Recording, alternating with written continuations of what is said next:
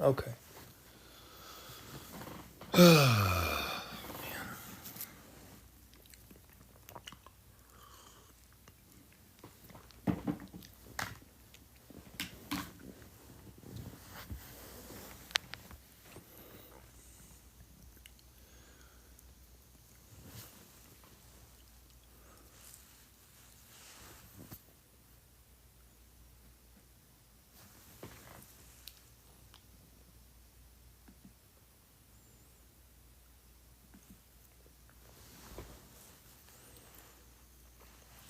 What's going on, Eric? How you doing, Fonda, Cain?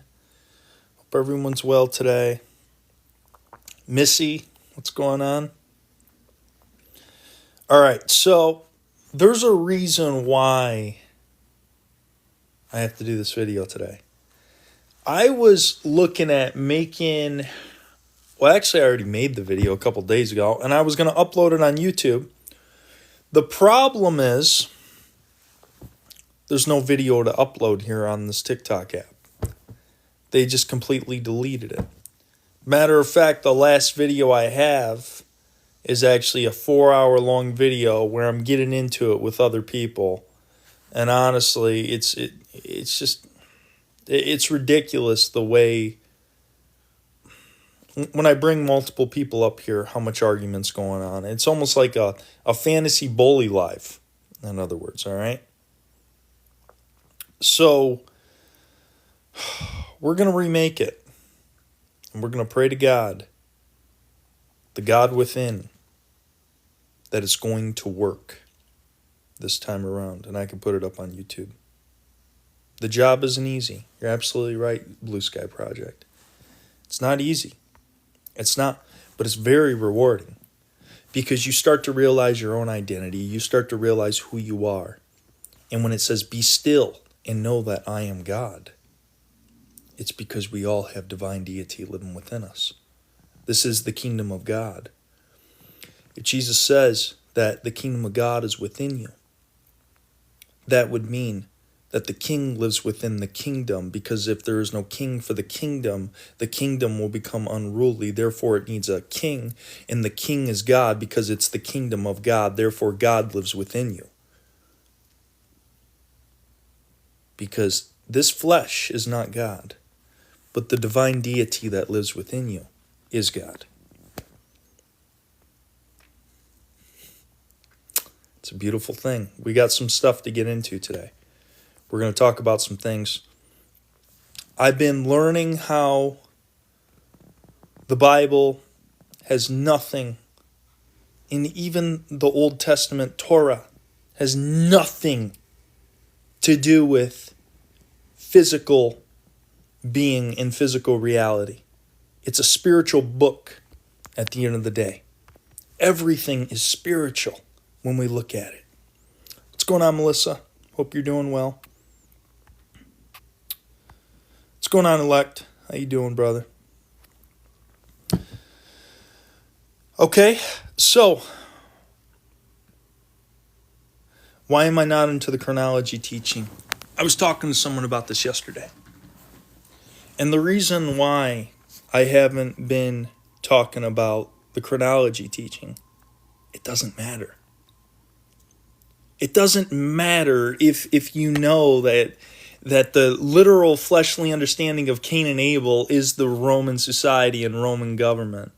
It doesn't matter if you understand that from the literal standpoint, you can understand everything from Genesis to Revelation. It doesn't matter if you take all these stories literal and historical documentation, but if you don't understand it from the esoteric point of view, it doesn't matter. Nothing matters. It doesn't matter at the end of the day.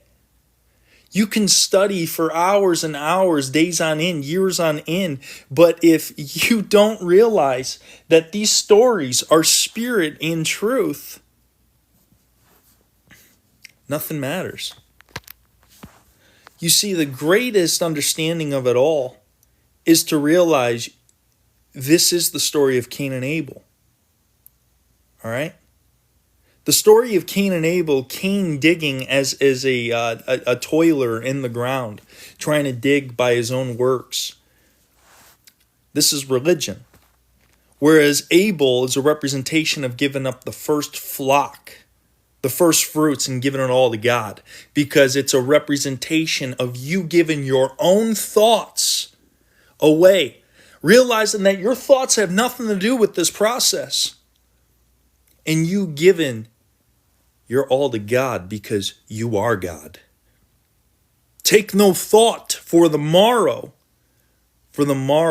shall take thought of the things of itself. You see, the highest revelation of understanding is to take no thought. Your thinking limits you to this world. When you take no thought, you realize that God is in control.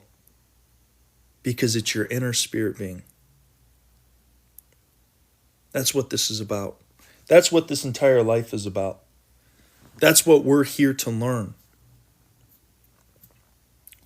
Absolutely, Joshua, I am. You are God, we are God. Realize this and you will never thirst.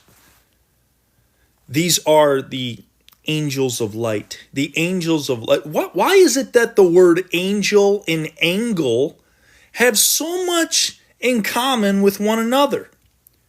Because when a white light hits our universe and it refracts off, it shows 7 different colors, red being the lowest and purple being the highest.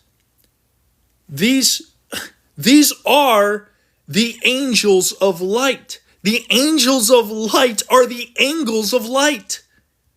It has everything to do with your inner being. These aren't literal angels it's talking about. This is talking about Joseph's coat of many colors. Joseph's coat of many colors are the angels of light. Yes, exactly, Melissa. The light coats. The messenger of light. The messenger of light is within you. And when the angle of light hits you, it hits an archangle. And it's the archangle of your mind, and it opens the process of your consciousness. And you start to wake up. You start to remember. You start to realize who you are. And you are much more powerful than what you ever thought. Why do you think we're called human? We're called human because the human is the man of color. I'm not talking about race. I'm talking about the colors of the spectrum of the rainbow. We're the humans. This is why on the 7th day God rested. God rested on the 7th day. Elohim rested on the 7th day because it has something to do with your 7 chakras. The entire Bible is a coded message, and until you understand that and you don't realize that this is not a fleshly book, you're never going to understand it. You're never going to wake up. This is why when people take the words of Jesus and they turn it into a fleshly matter, it doesn't matter. That's what Jesus was getting at. He was trying to tell his disciples that when you take my words and you invert them, when they are spirit and truth, according to John 6:63, you're going to get the direct opposite of the outcome. I'm going to tell you this much. There are people out there that say, oh, Jesus wasn't real. Jesus never existed.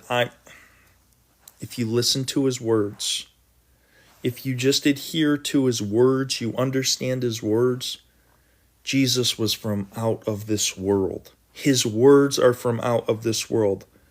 Some type of deity was coming into contact with us to try to help us wake up. And Yahweh did not like it. He did not like it. He did not like what was going on. Those of the law did not like it. Remember when I just said Cain was a representation of the toiling in the ground? It's a representation of your own thoughts, your own religion. This is why Jesus said the Jews were of their father, the devil. And their father was a unaliver from the beginning. Because their father was of religion. He did not mind the things of God because it was the fleshly thoughts that got in the way when God says to take no thought for the morrow. So when you start to take your thoughts and you start to be like, oh man, I don't have a job. Oh man, I'm out of work right now. Oh man, there's stuff going on in my life. I don't get it. Be still and know that you are God. That's the entire point. That's the entire standpoint of it all. It doesn't matter if you sit here and know all these deities' names. That's only an outward expression of what we see within this realm. It doesn't matter. It's the unknowable God. This is why the Gnostics called it the monad. The ineffable name, the unknowable name. Nothing matters in this realm. It doesn't matter what you see with your two eyes. It matters what you see with your spiritual eye. If your eye be full of light, your body shall be full of light.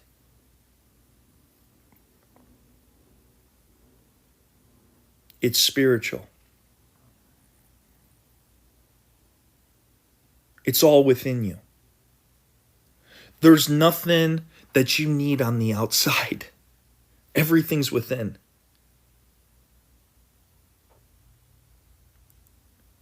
You see, Jesus told Nicodemus that what is born of the flesh is flesh and what is born of the spirit is spirit. Jesus was trying to get people to understand it's all what's on the inside of them. It's what's on the inside that matters. It's on the inside what counts. The kingdom of God is within you. And if anyone wants to sit here and say, oh no, it says the kingdom of God is within your midst, go to Matthew chapter 23 and read verse 13. Jesus says, woe unto you scribes and Pharisees, you hypocrites. You don't enter into the kingdom of God, neither you let anyone else to enter into the kingdom of God. So you cannot tell me that it's the kingdom within the midst. You enter into the kingdom. And the kingdom is within because this is the purity, the essence of your true nature. It's not your flesh. It has nothing to do with your flesh.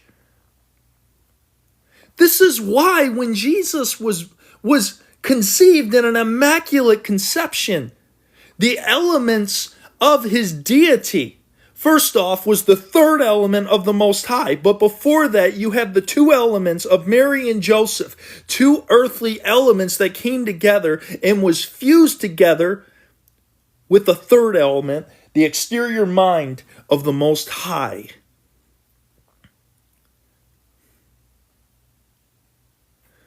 When you start to realize that Jesus had the exterior mind of the Most High, and yet he was created from the inside out, not the outside in, because if he was created from the outside in, it would have destroyed the flesh. This is why it had to be a slow process, a process that created from spirit to flesh, all right?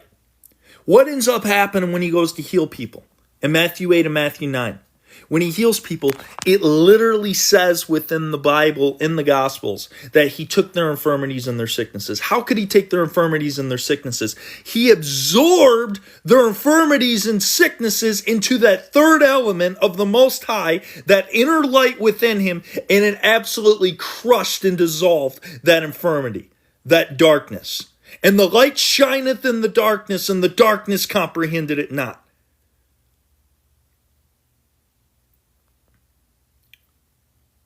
So what ends up happening here? What we begin to see is that Jesus was the essence of the Most High, his character, his nature. All right? What ended up happening? He said, I speak nothing but the words of the Father. The words of the Father come out of my mouth.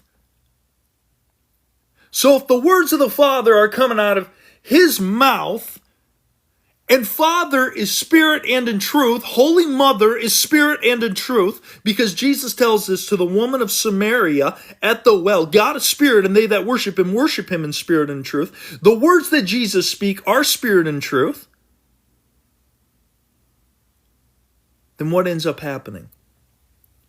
What happens by you absorbing his words? You become him. You become him. The one that paved a way for all of us, for the human, the man of color, the spectrum light man. You see, your fleshly mind will sit there and say, oh, when you say a man of color, you're talking about race, Josh. You're talking about the blacks, whites, Asian. I'm not talking about none of that. I'm talking about the colored spectrum of the rainbow when the white light hits this universe and it refracts as an angle of light. And the 7 colors shine, working up to that purple frequency, the frequency of taking no thought for the morrow, where your pineal gland is, where you crucify on the skull Golgotha. That's what I'm talking about.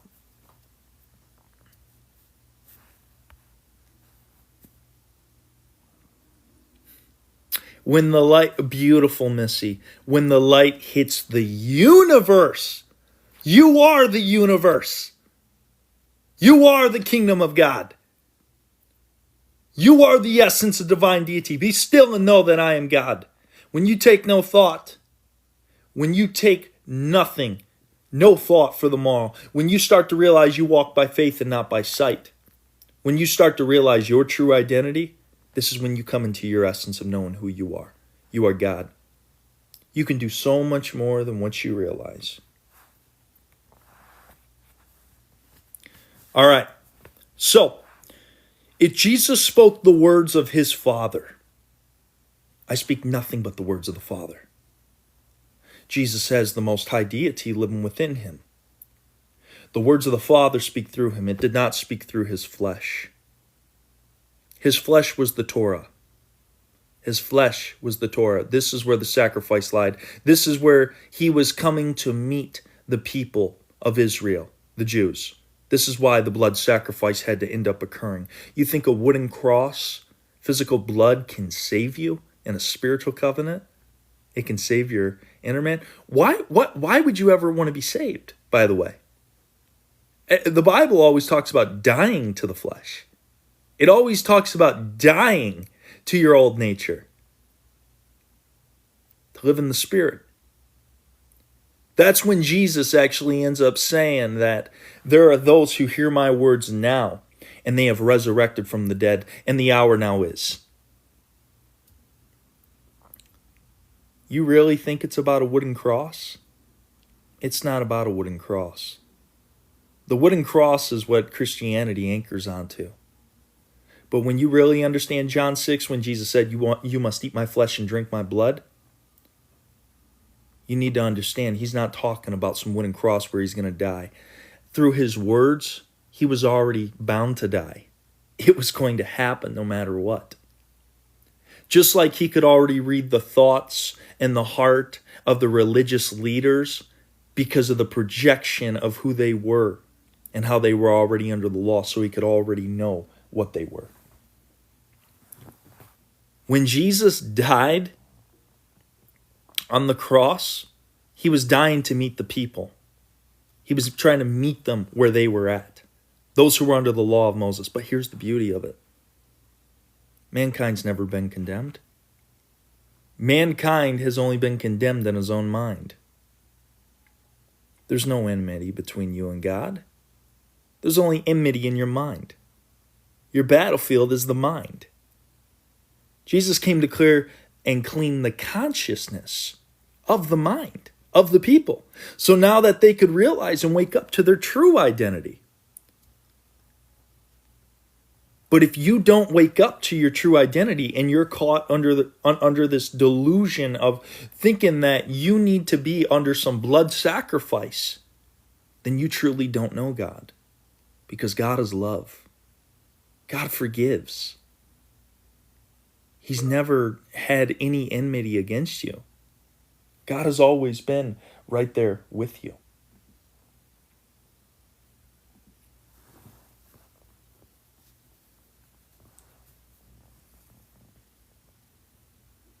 He's already been there right there with you the entire time. Because he is you. He's that pure inner essence of who you are. This is why it says in the Bible, if you forgive your brother, the Father will forgive you. But if you don't forgive your brother, your Father won't forgive you. When you look in the mirror, you are a representation and a projection to the other people around you because of what you believe in your own heart. You want to believe in an eternal place of conscious torment? You're going to have chains on your mind. You're never even going to be able to love God fully because you're going to be so consumed by that eternal torment. You can never love God fully. You can never fully love yourself, and you can never fully love people around you.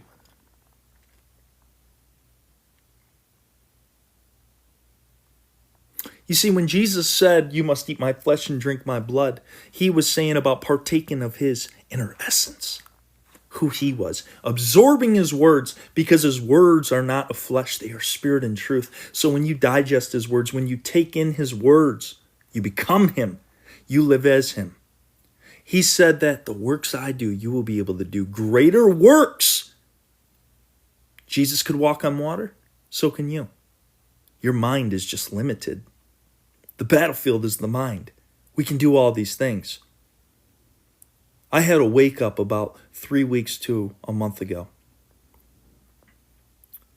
I met someone in San Diego and they opened up my mind and my understanding, and I've had a revelation that my mind just keeps on going because we are an unlimited being.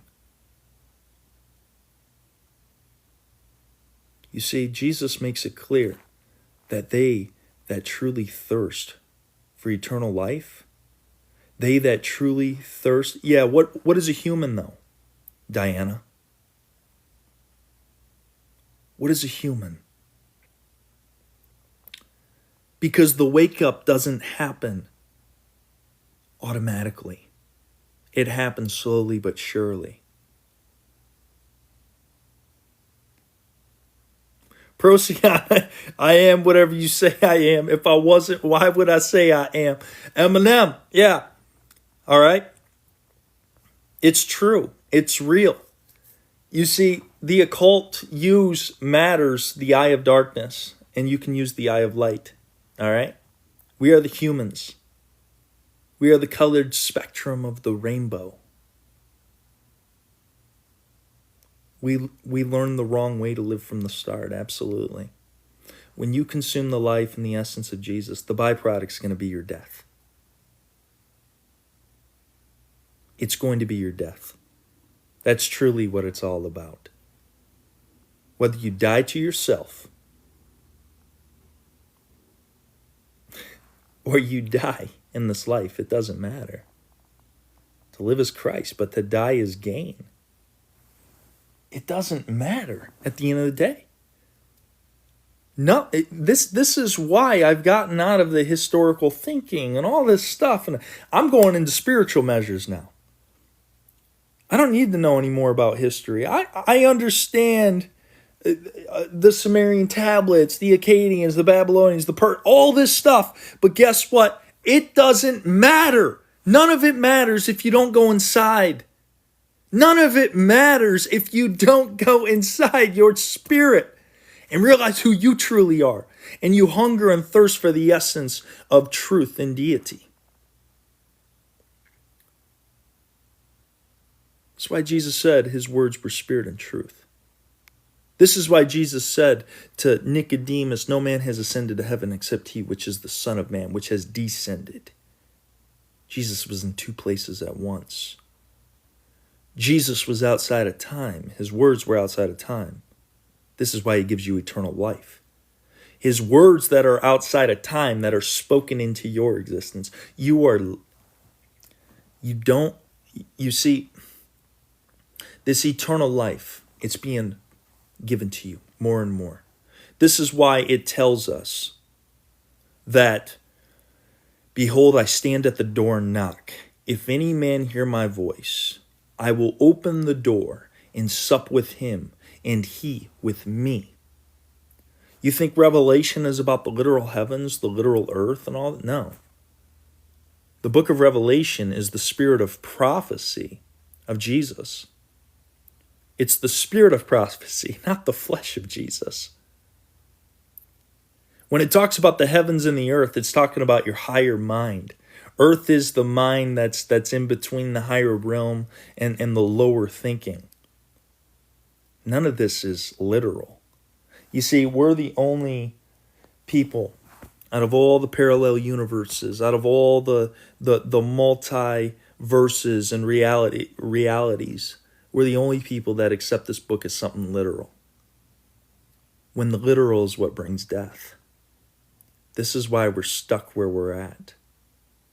This is why we're in the age of Aquarius. This is why Jesus said, wait for the water bearer, the man with the pitcher of water. This is the time. This is the time in which we wake up to the reality of the truth in which we live in. On earth, as it is in heaven. That's not talking about literal earth. You see, on earth as it is in heaven, it's talking about, so in your higher mind, let it be made known in your lower. Bring them into reconciliation. But what happens is when you clean the inside of the cup, the outside shall be made clean as well. When you clean the inside of who you are, the outside shall be made clean as well. That's why people sit there and they'll talk to you and they'll be like, man, I've never heard someone like you before. Why? Because you're cleaning the inside of your cup. And I'm not talking about through sitting there saying, oh, I'm a sinner, Lord, help me, and all this stuff. I'm not talking about that. I'm talking about coming to a realization of who you are, what you realize, what you know. New Age, huh? Kentucky Rev, this is New Age. You know, in Genesis chapter 32, when Jacob wrestles the angel of darkness, he sees God and he calls the place Peniel. So what's that about? If he calls the place Peniel, where he sees God face to face. What is it when Jesus sits there and says, if your eye be full of light, your body shall be full of light? Why does Jesus talk about an eye in darkness? Why does Jesus say, my words are spirit and they can give life? You see, you think it was a metaphor, huh? Everything's a metaphor. Everything.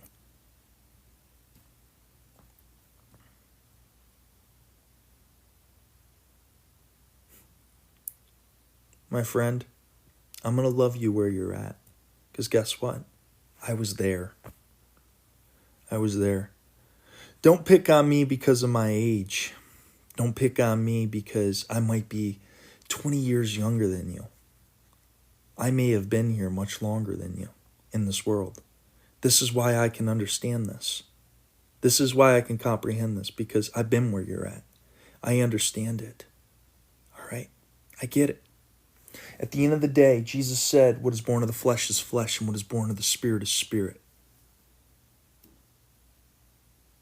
His words are spirit and truth. They're life. I'm 30 years old. I'm 30 years old.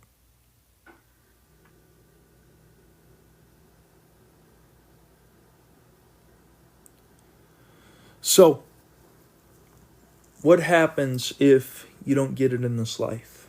What happens if you don't wake up? If you don't realize? You come back here. This is the place where the worm dieth not.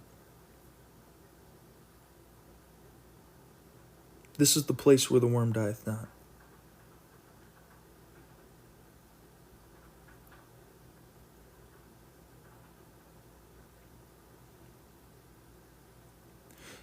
A man reaps what he sows. If he seeks the carnal reality of this world, he reaps the carnal reality of this world. That's why he comes back into the flesh.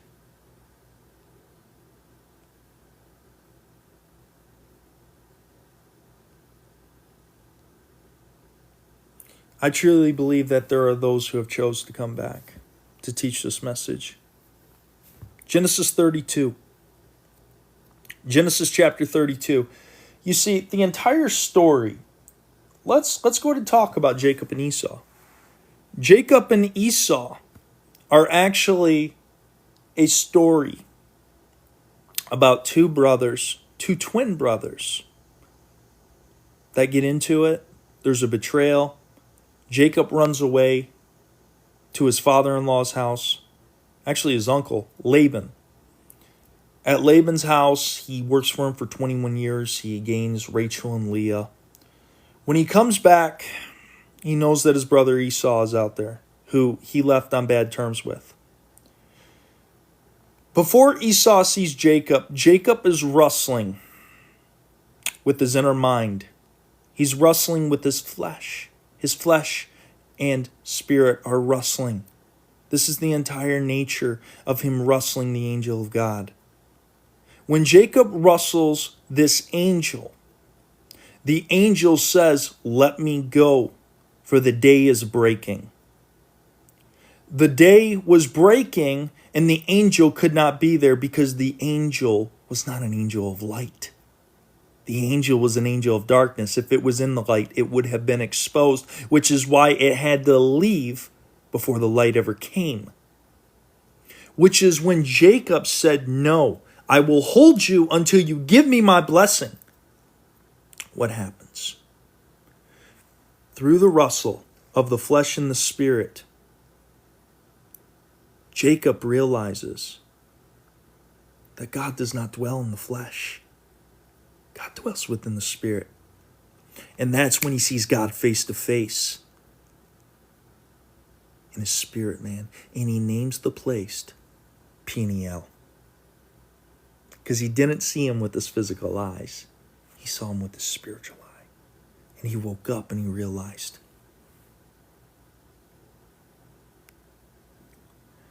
You see, what you have to understand is when you take these stories as fleshly, you get religion. When you take these stories as spirit and an understanding of your inner mind, you will start to wake up and realize that it's all about your spirit. What Jesus told you is that his words were spirit and truth. You have to take the Old Testament as spirit and truth as well. When you take it as fleshly, it turns into the God of this world. Because a fleshly story that incorporates warfare, death, unaliving, virgins and gold and all this other stuff, it becomes a story of the flesh. It becomes a story of a conquering warlike mentality of a king by outer nature. But what Jesus says is, in my kingdom, the greatest of all is the servant of all. There's no rulers. There's no kings. There's none of this reigning. The greatest of all is the servant of all, because it all comes by love. Time, the God of this world, exactly. This is why Jesus was offered all the kingdoms of the world by the devil in Matthew chapter 4. In Luke chapter 4, verse 5. It doesn't just say that he was offered all the kingdoms, though. It says it happened in a moment of time. Because time is the dimension of carnality. When you start to realize you're out of time, you will become unstoppable. You will become unstoppable. And you will start to wake up and realize that everything is a lie before your eyes. That's what it means to live in the matrix. You have to get outside of your mind. You have to get outside of what you think you know, and you have to take no thought and realize that's when God pours into you. Someone asked me earlier, they said, "How did you come to this wake up?" They said they took mushrooms to understand this. Trial and error. That's all I can say. when I studied the words of Jesus, and don't get me, I'm not saying by any means, I've studied the words of Jesus. I've probably read the Gospels, like literally, and I'm not exaggerating when I say this, probably about 100 to 120 times in my, like within the past 10 years or so. So that's really helped me wake up and understand, because his words are outside of time. Oh, I am not knocking mushrooms at all. I believe mushrooms do help. Absolutely. And I believe mushrooms can do wonders. Matter of fact, I believe all these all the herbs of the field, all the herbs of the field are good. Genesis 1 tells us that. All right. You see, everything that has a spiritual principle, it has an earthly principle as well. It's built upon spiritual principle. And when you start to realize spiritual principle, then you start to understand that what is built upon the rock, the spiritual rock, everything has to follow suit. This is how you build the living stones. All right. I'm going to bring someone up here. Amir.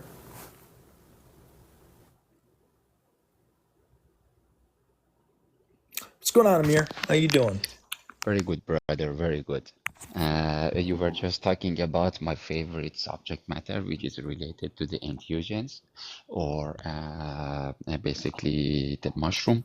And I just wanted to say that if you read about in Book of Revelation, as you said, you have already read 200 times about the whole Bible, cover to cover. It's talking Gotcha. about the mark of the beast on the forehead. The mark of the beast on the forehead is dropping LSD or mushrooms or MDMA or DMT, and then getting your third eye or Ajna eye in Hinduism or in paganism or in Satanism to open up into the rabbit hole or the abyss or the Sheol.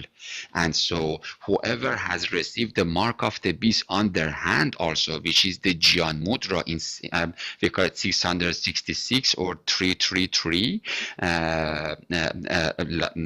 then they are going to be wiped off from the book of life. And so this is about rise of the new age spiritual, Buddhist friendly, Hinduism friendly, yoga friendly spirituality that is rampant in the spiritual marketplace of the end time, or the Babel or Sodom and Egypt of Revelation 11, or Nahum, we call it the city of So so Nineveh. before we continue on, who are the Go ahead. gods? You think What's that's that? New Age? Who is what? Who are the gods? One of the names of the Liberty Lady, a Statue of Liberty, is Aphrodite, that in Bible we call it as the whore of the Babel. Why are you saying something that's outside of you? Why aren't you going to the Bible? Who are the gods according to the Bible?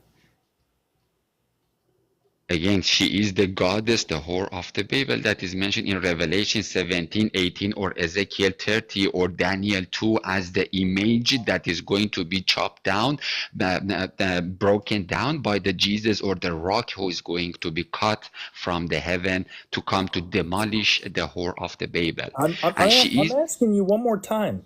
God, According to the Bible, in which you follow, yeah, because you like to quote Book of Revelation, you like to say Mark of the Beast is mushrooms and LSD and all this. Who are the yeah. gods? What do you mean by who are the gods? Can you rephrase it? What You're does the Bible repeating. what does the What do Bible you mean say by about the gods? gods? Yeah. So what do you mean by gods? We have demons. We have principalities, dominions, cherubims, Israfils. What do you want to call gods, and how do you make it plural? Let's go ahead and quote Jesus' words. All right, Okay, go ahead. John chapter 10, verse 33 and 34. Religious Okay. leaders come to Jesus. They say that you can't be saying you're the Son of God, Jesus. You're a blasphemer, and we're going to pick up stones and unalive you. What does Jesus say? Don't you know it's written in your own law?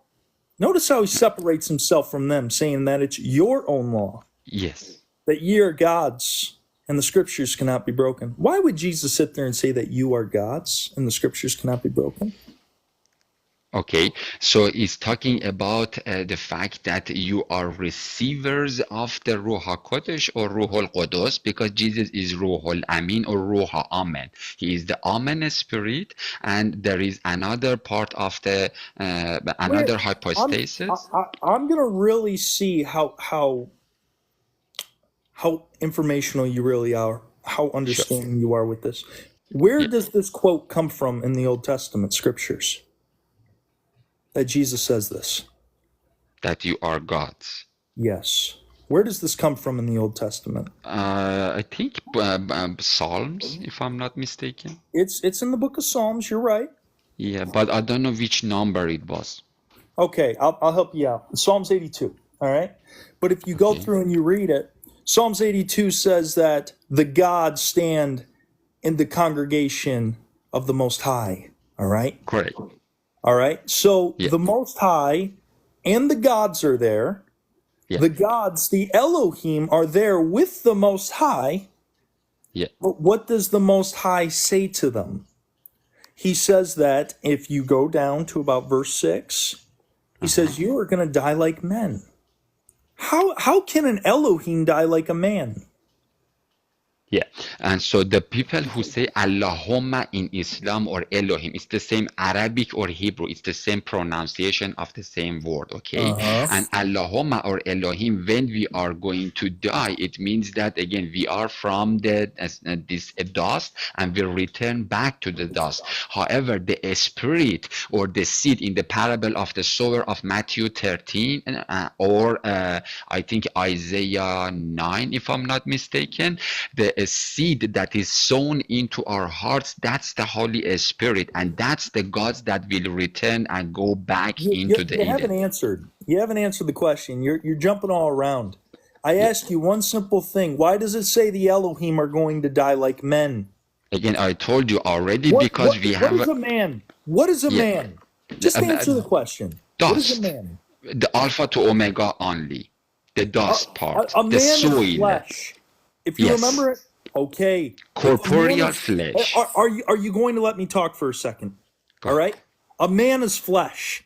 Yes. If the Elohim are going to die like men, that means the Elohim, the gods, die like men. Why Okay. do you think No. Jesus? What? There is a duality here, brother. We say the spirit or the seed is sown into the soil. Can you see the difference? The soil is the flesh. Is in the parable of the sower. The soil is representing our flesh and corporeal body. Okay, but the Elohim is eternal and everlasting. The seeds are the spirits that the Jesus scatters as You a just said gardener. it. You just said it. The Elohim are everlasting. Did you not?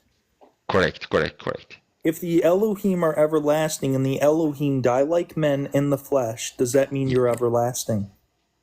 Okay, so do you remember that Jesus said that your body is the, sorry, Apostle Paul said that your body is the temple of the Holy Spirit? Yes. Okay, so when you die, your body, your brain dies, but your consciousness, your spirit remains. You see, in Greek philosophy, we say that the man's soul and spirit comprises of three parts.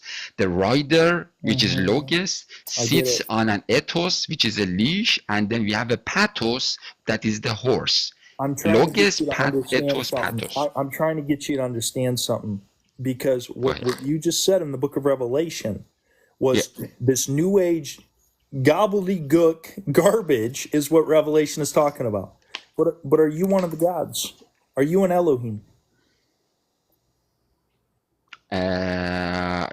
Yeah, the consciousness or conscience, the fitra inside me, that is Elohim, correct. That is godly, Then guess what? fatherly. You're new age and you don't even realize it. Because new age teaches about Christ consciousness. So you No, want no, to no, not Christ consciousness. I'm saying that if you read a book of Romans, you can see that Apostle Paul is, we call it natural theology. If you put, there is a Wikipedia article that every human being has a heart and a conscience. Even the pagans can cognize to some extent this difference. And then later on in Christian theology, we call it theosis. Later on in your life, in theosis, peace, you can start cultivating more and more. And that's why Jesus says, for instance, in Matthew 13:12, that the ones who have it will have more. The ones who don't have it, even what they have will be taken away from them. And so we have the Elohim or the Holy Spirit in us. We can work on it and purify ourselves and refine ourselves, work on ourselves through the Theosis, Christian Theosis, in order to reach to the higher levels of gratitude and thankfulness and appreciation, Okay. or we can lose it. Okay. All right. It seems like you just want to keep on going on and on as it is. It's almost like you just want to keep on talking. You need No, to make I your was point and just go the from whole there, discussion, okay? but I cannot connect the dots between I cannot bridge between, we've been talking about the mushroom and then you said about the Elohim. How do you Yeah. connect this? So I'm trying to ask you a question because you want to put fear into the people and sit there and say that the book of Revelation is New Age. But Jesus says, No. I didn't say Book of Revelation is New Age. I'm saying that this Aphrodites, the Marcus, aphrodisiac, that Aphrodites I is get it, okay? I get it. I okay. understand, all right? Uh-huh. Just make your points. That's all Yeah. I want you to do. This is why I hate bringing some Christians up here, because they think that they know what they're speaking about, and they'll go on for an hour and they won't just make their point and stop. I've Yeah. asked you one time, who are the gods? And you admitted that you have Elohim living within you. You have Correct. consciousness of Yes. God living within you. Yes. If you Exactly. have consciousness of God living within you, Yeah. then you are one of the fallen angels, because the fallen angels left their first estate to come into a second. Okay. So how about the fact that we had the original sin and we are all fallen, and now Who through the who Son of Man who we are going created to go original back. sin? First Who Corinthians created 15. where did original sin come from? Who Through the started the free will doctrine? and the test and the trial, because God said, descend from here, I'm going to send my Jesus. John 3 verse 16 to 18, I'm going to Who send my started? son. I'm asking you right now. Who started the doctrine of original sin? When did the doctrine of original sin come up? Genesis 3. Genesis 3. Yeah. Does it talk about sin in Genesis 3? Test is a free will, and it shows that you can pass the test or you can fail it. I'm asking you, who started the doctrine of original sin?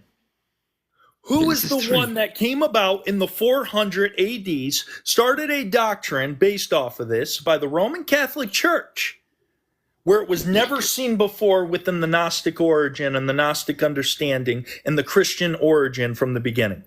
Who created the doctrine of original sin? Do you know? No. It was Augustine. Augustine. Okay, Saint Augustine. Okay. All right. So before you have words that come out of your mouth, every word we're held accountable for. Yeah, sure. Okay. But again, what's Amir, wrong with Genesis 3? Amir, 1 minute. Before you start speaking things you know not of, you need to go study things and see where these doctrines come from. Yeah. The doctrine of original sin was started by Augustine within the 3rd or 4th century AD. It had no bearing on the lives of those beforehand. Okay? But what is sin, according to the Apostle Paul? What does he say sin is? Brother, what is I want to connect it to back to the mushroom and aphrodisiac. Could you please? I don't care. What happened to Elohim? You went from Elohim to original sin, and you want to connect it back to the mushroom. You're the one that went to original sin, Amir, not me. Yeah. Well, because we ate from the mushroom, that's why we fall. The mushroom was in that garden. Once again, you don't know what the fall is. And by you not understanding what the fall is here, you don't even understand where the doctrine of original sin came from. How are you ever going to understand what the It's true First sin is? Corinthians 15 as well as Genesis 3 is talking about it, or Holy Quran chapter 2 verse 30 to 36 is talking about it. All the whole Abrahamic Holy Scriptures have been talking about it. New Testament, Old Testament, Holy Quran. They're all talking about the original sin, or you want to call it eating of the forbidden fruit of tree of knowledge of good and What evil. is the That's fine. sin that brought death upon all mankind, according to Yeah. Isaiah 25? Breaching the command of God that you're not gonna No, eat from it. no. Once again, you're wrong, and this is why I do not like people coming up here that don't know what they're talking about. Do you So know what was the what did Jesus come to free the Israelites from? He went into the synagogue in Nazareth in Luke chapter 4, and he said he came to preach deliverance to the captives, and yet he said he went to the lost sheep of the house of Israel. Yeah. So who were the captives that were held bondage under something that happened to be Israel? Yeah. Just like Matthew 4:16, the people who are sitting in the valley of the shadow of death, they have seen a great light. Amir, I'm trying to ask you here. Yeah. You're a Bible believing Christian. You're a Bible believing Christian. Yeah. What is sin, and what did Jesus come to free the people from? Yeah. Sin is selfishness, arrogance, that you put yourself and your choice at the center. Not biblically understanding. You know what sin is according to the Bible? What is it? It's the law. It's the law of Sinai. That's the sin. No, the law of the Sinai defines the sin as something for controlling the flesh. Galatians 3 to 6, Romans 4 to 7. Amir, what is the tree of the knowledge of good and evil? Yeah. What is the tree of the knowledge of good and evil? If you know what the tree of the knowledge of good and evil is, and why Jesus said you know a tree by its fruit. Amir, I'm trying to talk. I'll let you talk here in a minute. If the tree of the knowledge of good and evil has fruit on it, and Jesus says you'll know a tree by its fruit, what is the fruit that the tree of the knowledge of good and evil produces that Jesus says you'll know the fruit by? Yeah, that the second one is the works of the fruit, the outcome. But the other one that you're talking about in Genesis 2 verse 9, the tree of knowledge of good and evil, that is also mentioned in Holy Quran chapter 14 verse 24 to 26, is one of them. The tree of knowledge of good is resurrection and return back. That's what we call him as the Jesus, the resurrection. The other one is called as what? As nirvana, or coming out of the resurrection and becoming unionized to what? To Brahman. Amir, okay, all right. If the tree of life is resurrection, what stopped the people from resurrecting? The time. There is a telos, or a purpose, or a plan time for it. Amir, you're so close. You're so close, man. It's like you can see it, but you're still blind. What if if the tree of life is resurrection? And Jesus says... not tree of life, tree of knowledge of good. There is a difference between tree of life and the olive tree. The tree of life is resurrection, Amir. No. Tree of life is eternal life. The people who are in part of the tree of life, they've already... So if the tree of life is eternal life, it is resurrection. What is the tree of the knowledge of good and evil, Amir? Okay, so that's why we are saying that the Jesus is the tree of knowledge of good that comes into this world. We call it guidance. Not the knowledge of good and evil. Not the evil, the good. The evil is no tree of good, Amir. According to the evil is when you say that you are coming from the Big Bang. What are you talking about right now? Where is this in the Bible? Where does it say there's a tree of good? Genesis 2 verse 9. No, it doesn't call it the tree of good. No, the tree of knowledge of good, da'at, or da'wat, or tree of idea of good and evil. Yes, there is a distinction. So it's a tree of duality. That's the entire point. Thanks. That's what I'm telling you. Now, the mushroom has a duality. It can become the soma. We're not going to the mushroom until you can understand this, all right? Yeah. Yeah. We're not going to the mushroom until you Okay. can understand this. Yeah, again, manna is the mushroom. Exodus 16, Numbers 11, John 6, they're all talking about the mushroom. Amir, stop talking about a damn mushroom, dude. Stick with the Bible. All Yeah, right? I'm sticking with the, again, Exodus 16. All herbs of the field are good. Of the Not, field. All right? All okay. herbs were created good. But we were Amir, commanded not to eat from one of them. I'm going to drop you here in a minute, all right? Because you're still not answering the question. I'm asking you something so freaking simple and you're dancing around it. If the tree of life is eternal life and resurrection, Correct. what is the tree of the knowledge of good and evil? It is for the chronos time. You see, brother, in Christianity, we say we have two times, kairos time versus chronos. Chronos is the Sabbath or the history that has the front. To the point, Amir, it's so freaking simple. It's right in front of you, and Jesus told you. I just don't think you want to say it. You don't want to say it because you know that no man could put new wine in old bottles. I know you're not that dumb. I know you're not that dumb when Jesus says no man puts new wine in old bottles. Yes. All right? What is he? If he says no man puts new wine in old bottles, he's talking about the new covenant into the old. Exactly. So if the tree of life is Jesus in the new covenant and resurrection, what is the tree of the knowledge of good and evil, Amir?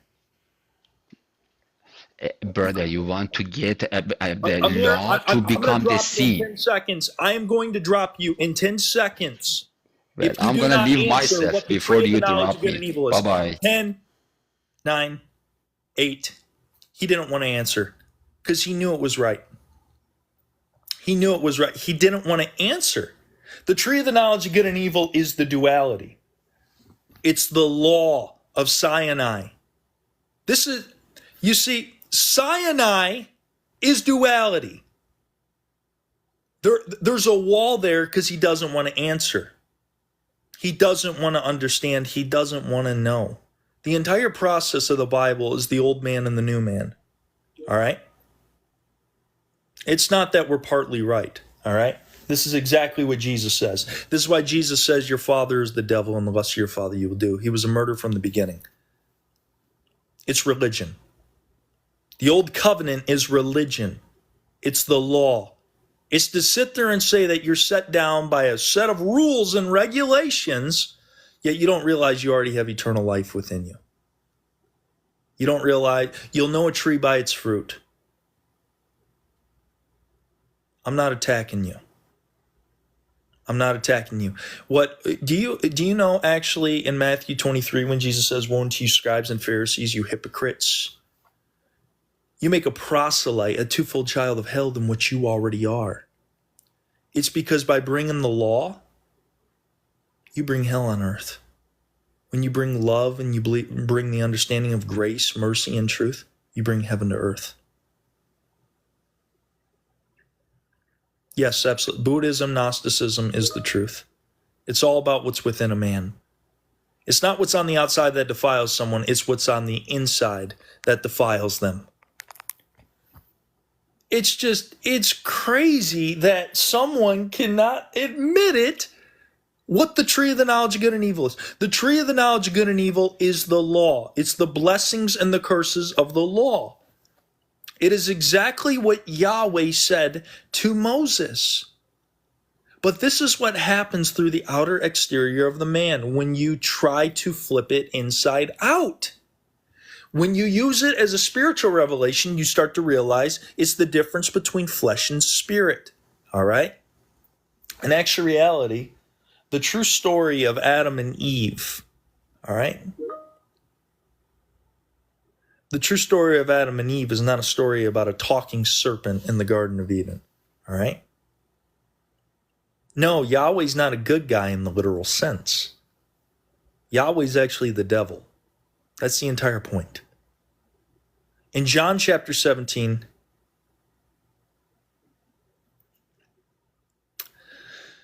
elect, it bothers me when someone sits there and they know what it is, and yet they don't want to answer it. That guy was sitting there saying, oh yeah, the mushrooms and LCD and all this other LSD and all this other stuff is of the mark of the beast. He doesn't. Does the Bible ever say that is the mark of the beast?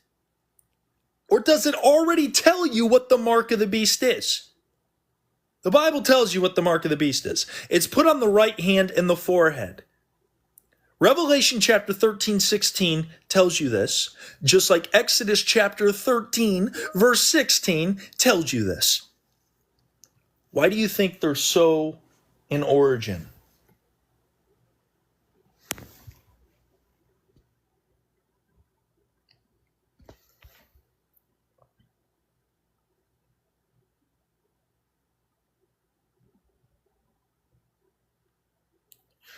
Why do you think this is? Why is Revelation 13:16 Exodus 13:16? Go read it. You think that's because it's just a coincidence? They knew exactly what they were doing. Revelation 13:16 is the mark that's on the forehead and on the right hand. Just like Exodus 13:16 says the law of Yahweh is placed on your forehead and your right hand. The mark of the beast is not a mushroom or LSD or any of this stuff. Your brain produces DMT. So I guess you must have the mark of the beast within you. The mark of the beast is the law. That's the entire point. Yes, 666 is the things in the body. All right?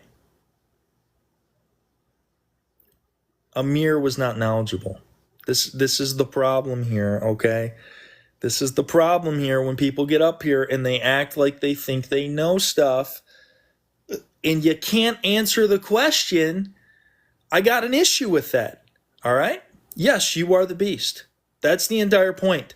Your flesh is the beast. Your flesh is the beast.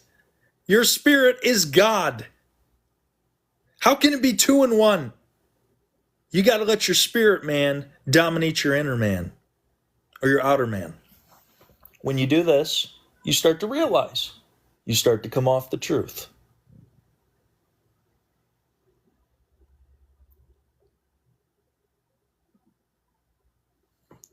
All right?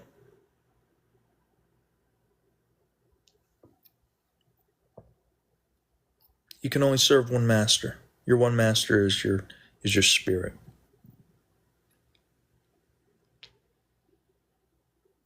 I don't sound like I talk with love. You got to understand something. You'd say the same thing about Jesus. You'd see the same thing about Jesus. You think he was always compassionate and everything? To the religious leaders, he said, "Woe unto you, scribes and Pharisees, you hypocrites. You are whitewashed on the inside, but full of dead men's bones on the inside." Why would he say you're whitewashed on the outside? Because they're religious. Full of dead men's bones on the inside. He was telling them straight up, you guys are dead.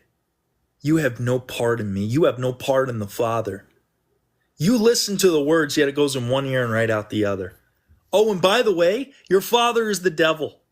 And the lust of your father you will do. The lust of your father you will do. You will murder me because of what I speak. You think Jesus was always nice to the religious leaders? You really think that? When I have someone that comes up here that wants to teach other people, and yet they're going to lie about the entire message, I have no time for that. I'll let you come up here. But if you're going to come up here and sit there and spread a bunch of BS that has nothing to do with the Bible and the scriptures and what is really going on here, that's where I got the issue.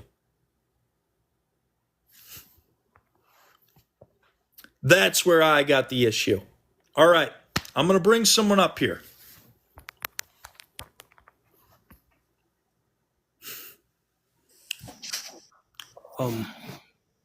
What's going on, man? Hi, I'm Hussein. Call me Barak Ibram, Okay, Barak Ibram. and a Christian man. Okay. From a Muslim family. Yeah, I was raised in a Muslim background. Mm-hmm. I took on the name of Christ. I chose to believe in Christ. Yeah. Okay. I've not really come to maybe debate or something with you. Do you believe Jesus is God incarnate? Absolutely. Okay. Oh, that's I believe good. you're God incarnate. Exactly. A God, that's what Christ came to do, to make us sons of God. You got it. That Yep. if He Himself has brought the kingdom of God into us, dwell in us. I mean, that's the reason why we believe on Christ. We seen as the righteousness of God. Then we are now children of God. We are partakers of His nature. You got it. Yeah, I know that I don't know if I will agree or disagree with you in some matters, but I guess any disagreements maybe would be because of a difference in knowledge, or maybe I am spiritually young, because I know I've not really been long into Christianity, and so Okay. those are my concerns, because at times I find how you explain things. They are deep. They are literally deep. They sound more spiritual. I mean, you go in depth. Yeah, Absolutely. but yeah. So I find, okay, at times also me as a believer, I find somehow things that maybe you explain are more hard to understand. Mm-hmm. Yeah. But then with me, I believe I believe a distinction of the old covenant and new covenant, because Jeremiah was clear that the new covenant will not be like that of your fathers when they got you out of Egypt. And basically, the old covenant cannot save anyone. Absolutely. So, yeah, so I mean, I want you to explain there's a way you are trying to explain about the old covenant. I want to know what God, how do you explain the God of Moses? First, tell me. Yeah. First off, the God of Moses is different from the Father of Jesus. Okay. You can see it within the Okay. characteristics, within the nature, with even the aspect of love. All right. This is why when Jesus says that if you have seen the Son, you have seen the Father, he does not say if you have seen the Father, you have seen the Son, because he wants them to understand, know, and realize that if you have seen him, Jesus, you have seen the true essence of the Father. Okay? I believe with me, I believe that on my side, the Jew. Okay, I would say clearly as a Christian, the Jews didn't know God because the only begotten of the Father has made Him known and has revealed who God is, and that is Jesus Christ who revealed it. But the way I explain it, I would explain that the God of Moses is still God Himself, but let's say at this level is operating at, for example, if I have babies at home and I have an older child at home, I'm not going to teach physics and mathematics to young children because they'll not understand in the first place. So I believe it's God more, okay, like the way the Jews were operating was a more of a carnal mind to perceive God, which God allowed it to happen. But again, their miracles or everything was in the hands of God Himself, the true God. Yeah, so, okay. What we need to realize is that the Jews, you need to look at things from spirit and then flesh. The Okay? Jews accepted their God as something of flesh, okay? They did not accept the spirit man. This is why when Jesus came, they could not accept him, all right? They were so brainwashed into the flesh. When you take God and you turn him into like a fleshly man, you turn the Garden of Eden into flesh.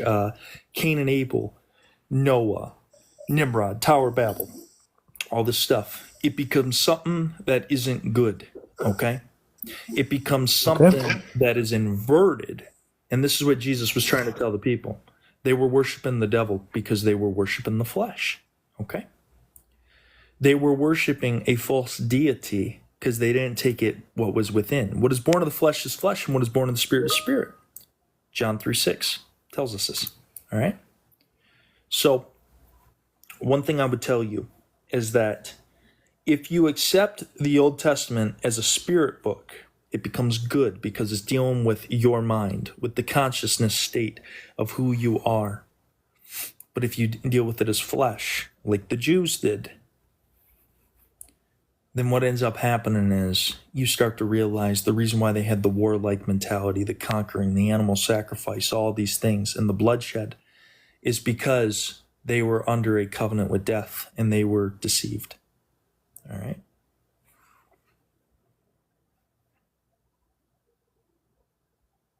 You can go ahead and say what you got to say. My network had lost a bit. I think I didn't hear your last words. But I would like most cases, I would say from a spiritual point of view, if you're really explaining, that's true.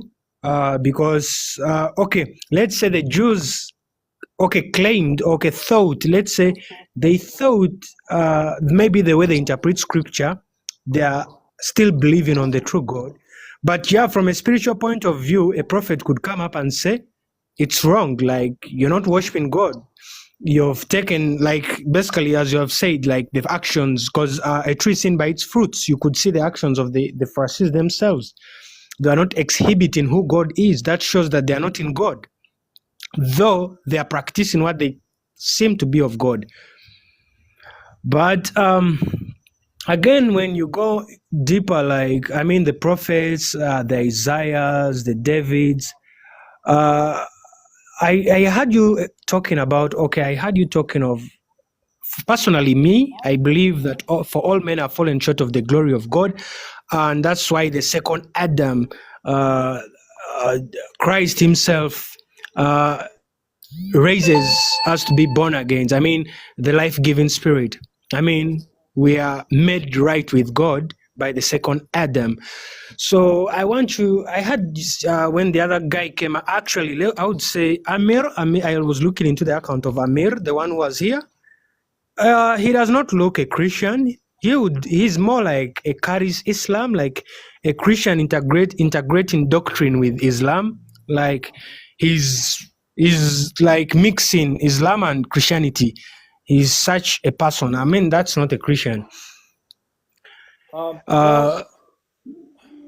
So one thing I would tell you is this: when he sits there and speculates,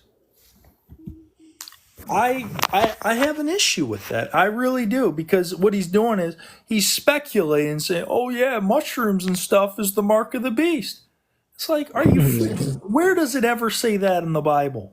Why is it that you're? And then he talks about New Age stuff, but he doesn't realize that Jesus says, "If your eye be full of light, let your body will be full of light." All right, talks about manifestation. I mean, But Paul says we are waiting for the manifested sons of God. The manifested sons of God? That's interesting. Amir is more like a Muslim, because a true Christian would really literally call Muhammad a false prophet, because first of all, even if you read Quran, for us as Christians, we believe the Spirit explains the mysteries about God. It's having the Spirit of God that explains the mysteries about God. But then in Quran, it's different. In Quran, Surah Al-Isra, verse 85, concerning Muhammad, concerning the Spirit, Muhammad, they are telling Muhammad, tell them it has to do with the Amir of Allah, and that we have given you little knowledge. So Muslims don't believe actually in spiritual things. Actually, for them, the spirit is basically Gabriel, angel Gabriel. So it has nothing to do with Holy Spirit. I mean, they're ignorant. So Amir is in that dilemma. Well, you see, even to this day, this might get a little bit deep. All right, this is why atheists and different scientists will sit there and say that, oh yeah, Jesus couldn't have been real. We haven't even found spirit today. We have never proved the essence of a spirit. Okay, in actual reality, it's photons. This is why it says that the light shined into this world. It's the photons. It's the light. And the only way to bring these photons into harmony is by polarization or meditation. And when you realize that the kingdom can only be searched through meditation, and you get to a point where you take no thought, that's where you have reached godhood. That's why Jesus says The works that I do, you're going to be able to do greater works. All right? This stuff is real. This is all real. Jesus was coming to upgrade us.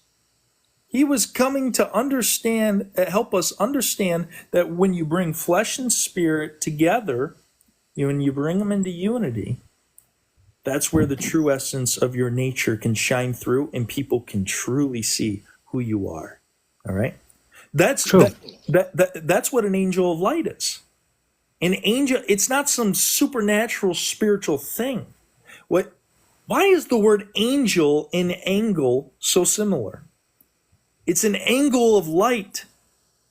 That's what you see when light shines into the world, it's a white light, but when it refracts as an angle of light, it refracts in 7 different colors.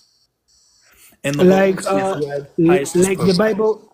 Like the Bible verse where Jesus says, don't you know in heaven we live like angels? I don't know. Yes. Yeah, exactly. There you go. He says that you will be made like the angels, the Elohim, the gods. In actual reality, I bet he said the gods. I don't think he said the angels because he was talking about the gods. He was saying you are going to be made like the gods. That's the entire point. You see? So wait, I mean, you as sons of God, like let's say, how do you view other religions? For example, maybe let's say Islam itself, as you from a spiritual perspective, how do you see Islam? Because with me, I see it as Satan in disguise. I see something to claim to be of God, but then it is not. Yeah, you see anything, even our Christianity, our Yes. belief in Old Testament, when we turn it external, they turn to words of death. I want you to understand something, okay? This is why all religion, including this is where all religions become exposed, right here. Jesus exposed all religions at once in one sentence. He said, my words are spirit, and they can give life and truth, and they are truth. So if Jesus' words are spirit, why do we take words that are spirit, that are supposed to be spiritual, and we turn them into something fleshly? Remember how I was saying Old Testament was made fleshly? That's why Jesus said your father is the devil. When you turn it into spirit, it becomes truth. But it's the same thing with the Quran. When you take things that are spiritual and you turn it into something that's fleshly, next thing you know, it becomes something that's of the devil, of the flesh. The devil is the flesh, all right? And this is why you have a sect of Muslims called Sufis. And I've studied Sufism, and I believe it's beautiful. It's a beautiful thing when you really study it out. So, when I was studying for Christianity, all the time from the very beginning, for example, in the book of Zechariah 12:10, where God says, Yahweh says, I will send the spirit of grace. He first defines it as a spirit of grace, that they will look upon me, on him they have pierced. Basically, this is in the view of Christ. And when Christ was asked, because we know it is written in scriptures about the Messiah that is coming in the order of David, but then he's asking the Pharisees themselves, he's telling them, who do you think the Messiah is? And the Pharisees were like, he's the son of David. Then right there, he switches the point and says, but David in spirit, he quotes it, he says, in spirit, he calls him his Lord. How can he be his son? right, exactly. I would say from a carnal mind of view, the Pharisees are also right to say that the Messiah is the son of David, but then, that is the flesh recognition, maybe let's say the flesh way of defining the scripture is the son of David. But then Jesus switches them to the spiritual explanations and he says, but in spirit, he calls him his Lord. How can he then be his son? Yeah. And that tells me to see Jesus not from the flesh point of view, like basically from the very beginning. When I said Jesus, yeah. You got it. Even in the beginning of the Bible, it says in the beginning, God created the heavens and the earth, but that's not the proper translation. They want to make it monotheistic.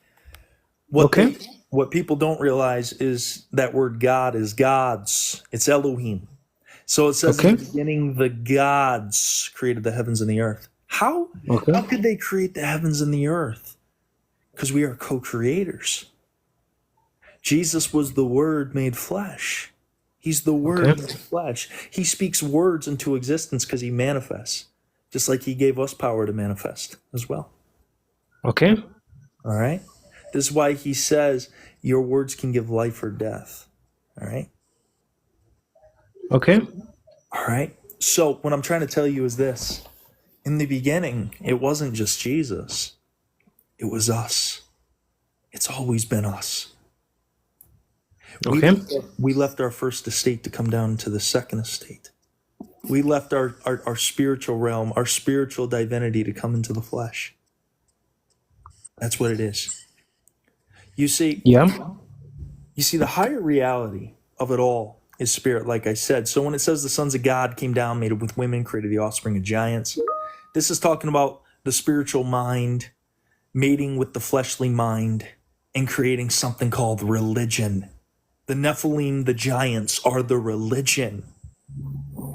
These are the pillars that we have to get by. These are the pillars that we have to destroy in our mind. This is where the flood waters come. All right? Okay. This is what it all has to do with. It's all about your mind. The battle, Yeah. I mean, even Paul when says it. Says your when I battle is- read the New Testament, basically it explains basically the warfare and everything is around the mind. That's why we have to renew our minds. But I think the problem we have is when we read the Old Testament, we want to make things literally, because even when I read the Old Testament, at some point of view, I think I don't see it like the way we should see it literally when it comes to all the sins that took place, because I believe Moses, who wrote down these books, was actually giving down the spiritual understanding, because he was not there in Abraham's time, and let's say he was not there when the world was starting, but then he gives a revelation on which people can base on to understand where everything started. And at the end of the day, it's still spiritual explanation. Yep, absolutely. You see, someone said, this is new age. Many of us go through this phase, then pew, pew, pew, pew, through this phase, then end up finding the real Jesus of the Bible. I don't know what you're talking about.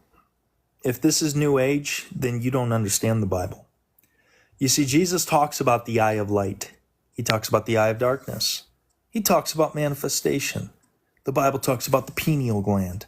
The Bible talks about the chakras. The Bible talks about everything that you can think of, all right? Because it all has to do with what is within the inside.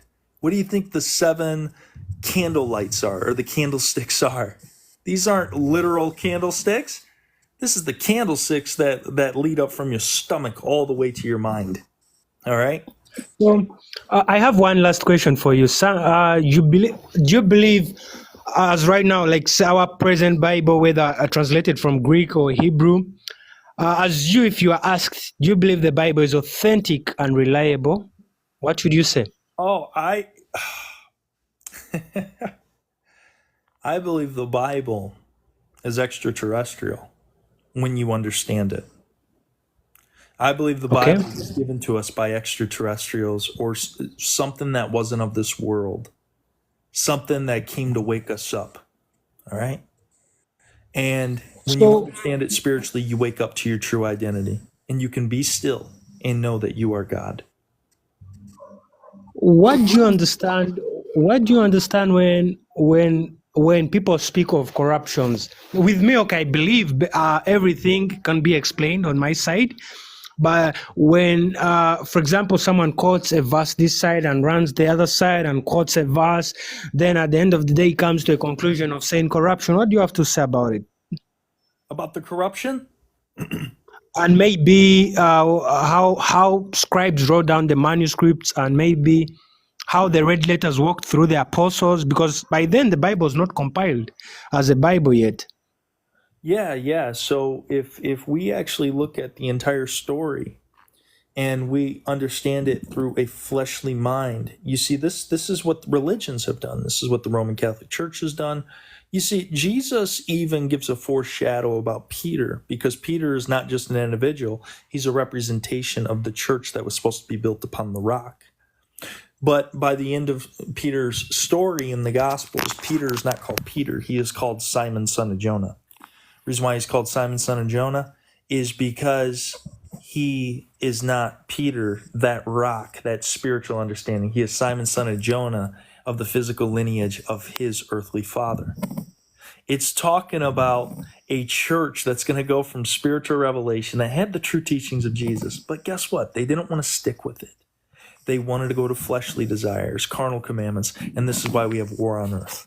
This is why we have everything on earth that we do, because we have turned these spiritual meanings. How can you take a spiritual book and make it carnal in the first place? It cannot be Okay. carnal. For example, when you look at the writings, let's say besides the Gospels, and you look at the writings of the disciples, you literally see that these guys maybe, okay, for us, okay, let's say present Christianity, we need the books of Paul and everything to understand our faith. But I mean, if you are in their place, in their position, let's say in the position of Paul, Paul is writing what he has understood. Let's say the spiritual insight on which now we base on, right? But he never needed a book, as let's say he never needed a book to depend on to say. Actually, he maybe quoted from the scriptures and he explained it to what we base on today. I mean, they were, they were in that state of. Paul even quotes from the Book of the Dead. People will sit there, oh, you're a blasphemer for saying that. Paul quotes from the ancient Book of the Dead, of the Egyptians.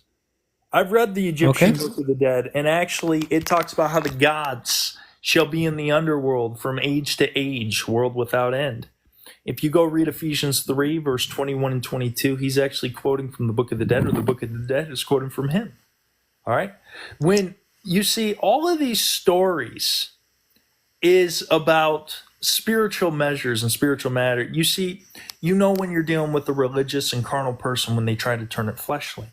You know that when you're dealing with a babe in Christ, when they try to turn it fleshly, when it's all spiritual. And honestly, even all the historical understandings that I have, like on Sumerian tablets, Akkadian, Babylonian, all this stuff, it doesn't matter if you don't realize that the kingdom is within.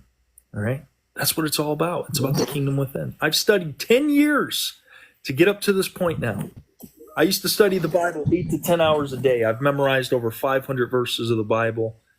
I've done a lot of digging, and now it's time to spread my wings and fly and help those who are coming along for the ride as well. Thank you, Ashley, for telling me that yesterday, by the way. So, but it's a beautiful thing when you start to realize it. You start to wake up. You start to realize that you are divinity. You are the true nature. Another question, lastly, like, okay, sons of God. If you look at Christian history, I'm not saying, there are also factors that led to Christianity running from the spiritual side of it, maybe to the carnal part of it. For one, we look at, let's say, Christian kings rising up, and these Christian kings are ruling carnal minds as well. Like, for example, let's say sons of God, you a president of maybe United States, and you're a spiritual Christian. Yeah. Would you also run away from the implementations of the flesh rules? For example, let's say prisons to deal with carnal minds. We know you explain sin, but we well know not all men will believe in you, and you're a king. You have to be you have to establish a parliament. What would you do about it? The law is for the lawless. Okay, so we have to understand that the law of Sinai had its time and its place, but for those who are waking up, for those who are starting to understand that everything is in God's control, And it's and ultimately God's control is in our control. Because Jesus said that the words you manifest are life or death. The words you speak are life or death. We need to understand this. If we don't understand this, we're never going to comprehend this. Pew, pew. So what ends up happening is, with all this, we have to understand there's still carnal people in this world. But why are people carnal? Because atheists are beautiful people. I'm going to tell you where the true problem lies and how humanity can wake up. It's the religion. Religion says that it helps people. But the truth is that when you turn it into carnal nature, it turns into warfare. This is why Jesus said you're going to hear of wars and rumors of wars. He knew they were going to flip his words inside out. He knew that they were going to take his words and turn them into fleshly words when he had nothing to do with flesh at all. It was all spirit and truth. Okay? So what ends up happening here is that if we get rid of the religions, the control factors of this world, Roman Catholic Church, different things, people start to wake up, realize that they are one with deity, these are spiritual measure, then guess what? You're never going to need laws anymore because you already have a written regulation on your heart and your heart is already circumcised to realize the truth. Even atheists are loving people. They don't even believe in a God, and yet they are some of the most loving people. Some of them, as it is. But you see, the problem lies in the fact that we always sit here and say, oh, we got the archaeological evidence for the Bible and stuff. No, we don't. We don't have archaeological evidence for some of these things. It's because it was never meant to be fleshly. It was always meant to be spiritual, but it's of a higher realm and a higher essence. To bring your mind and understanding to realize you are Elohim, realize you are God, and you can do the works that Jesus did. All right. Okay. All right. I think I'll maybe come up another time. Maybe let me leave other people a chance. Yeah. Absolutely. I would say maybe your explanations are really deep. Yeah. And the spiritual, let's say it's more of a spiritual insight, and that's what humans need when it comes to, we have to learn how to walk by the spirit rather than the flesh. I mean, the one, obviously the Bible quotes, one who is bound by the flesh leads to destruction because the flesh opposes God or opposes the spiritual things. You got it. Yeah. You got it, brother. I mean, you're already on the right track. Just if you wanna come up here and we can talk more, I'd be more than happy to have you. I can actually have a reasonable conversation with you, unlike Amir, as it was. Amir is a Muslim. Basically, I was looking through his profiles. Personally, I used to think once like a Muslim. But then when I read the Bible, there was a more of awakening in mindset and the way I look at things, the way I perceive God. And I mean, all this was through the Bible. So yeah. I was able to distinguish. I'm not a religious man. Mm-hmm. I'm not bound. Okay, basically I'm not bound by religion. I believe in that level of personal relationship with God. I mean, how is my walk? I look at myself, where I am, and maybe the people I go to for church or something, I literally just go for knowledge. I don't go for moral codes because you can get disappointed by fellow humans, I don't put my trust in any human, basically. Though they can help me to give me knowledge, but of how to define of how I operate in God is seen by my fruits, basically. Of course. Yeah. Brother, you're already ahead of most Christians as it is. Honestly, it's not about labels. We got to they weren't first called Christians until Antioch in Acts 11:26. What it's about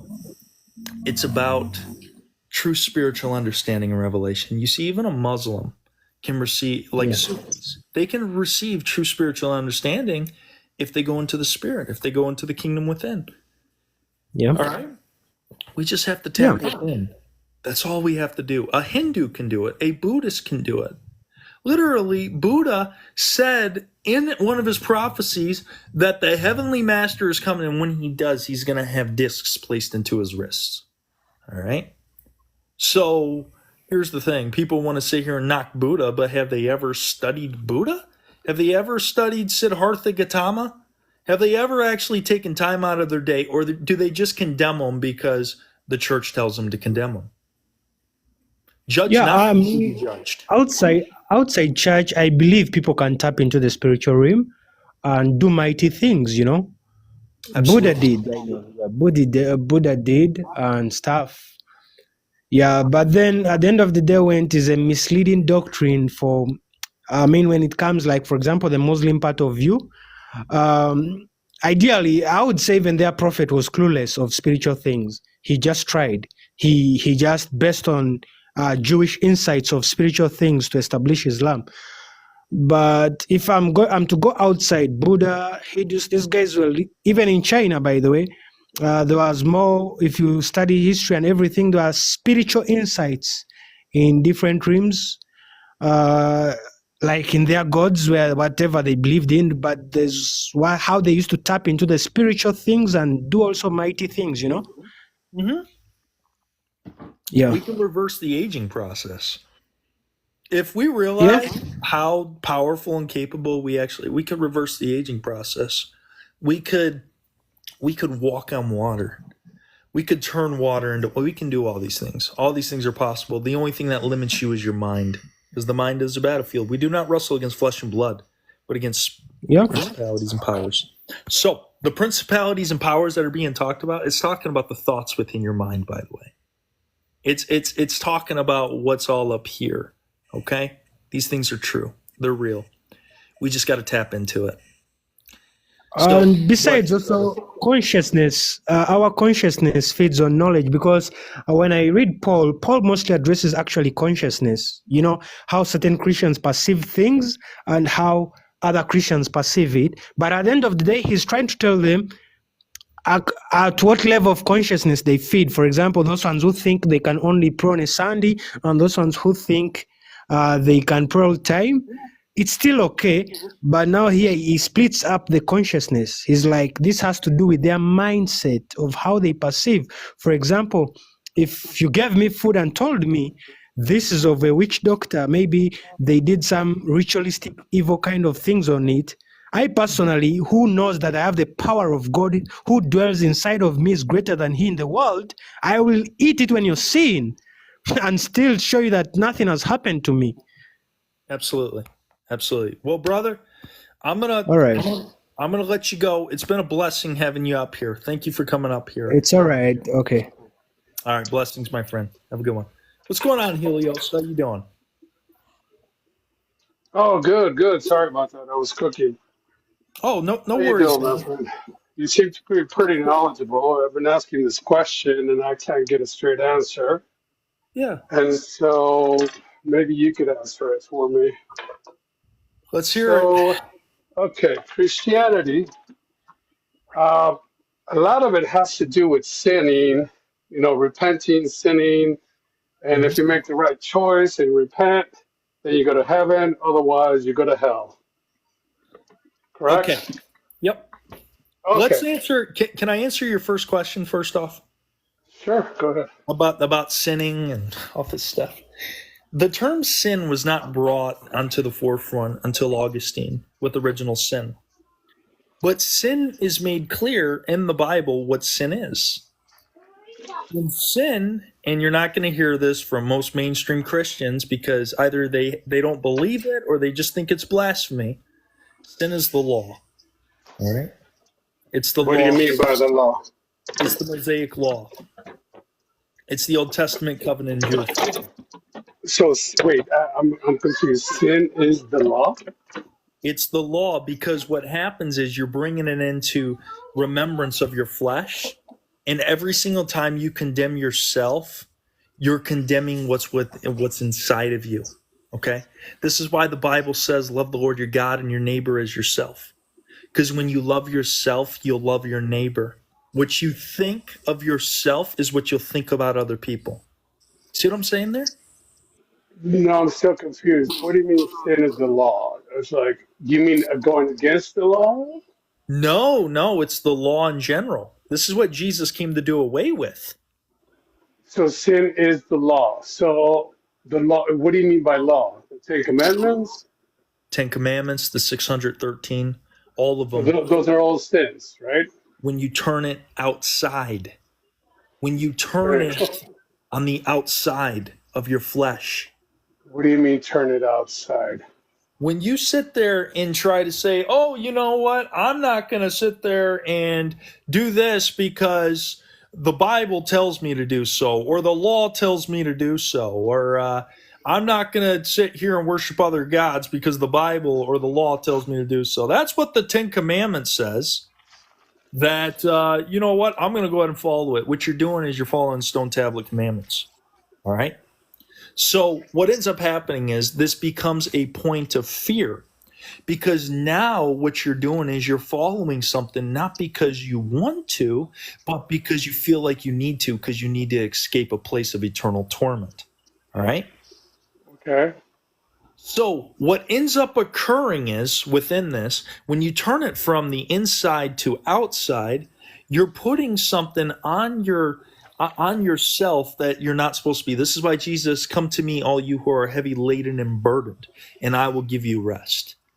Because Okay, when you say turn it from inside to outside, that's the part I'm not getting. What do you mean turn it from inside to outside? you are made up of spirit and flesh, okay? Okay. Your spirit is what your conscience already tells you, your moral compass. Your flesh is what is told to you what to do by religion, okay? Wait, so they have two minds? Say that again? So the flesh and the mind, or the spirit and the body, they have two guiding minds? What are you talking about? The war is between the flesh and the spirit, all right? The war is There's a between the war flesh. between the flesh and the spirit. Okay, explain that to me, please. Your flesh is a representation of your old carnal nature. It's a representation of the do's and don'ts that you have to follow, because you're told you have to follow these things. And if you don't, you're going to go to a place of eternal torment. I'm confused. Isn't the flesh controlled by the mind? Yes, exactly. And this is where the battlefield is, okay? Okay. So All it's in right. the mind. It's a battlefield in the mind between your Yes, carnal desires and your spiritual desires.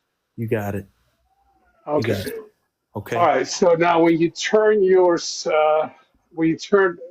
from the inside to the outside, like you say, and you follow your carnal desires, then you're committing a sin.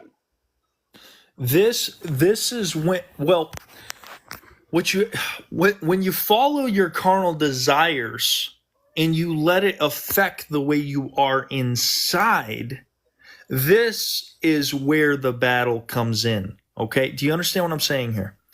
No. When Christians sin, they automatically feel like they have a separation from God. All right? But the only sin was something that was created in the Old Testament for rules and regulations, but the truth is we were never at enmity with God. We never had separation from God. You were only separated in your mind. Okay? You were only separated in your mind. The word repent means to change your mind, crypto. It's the word metanoia.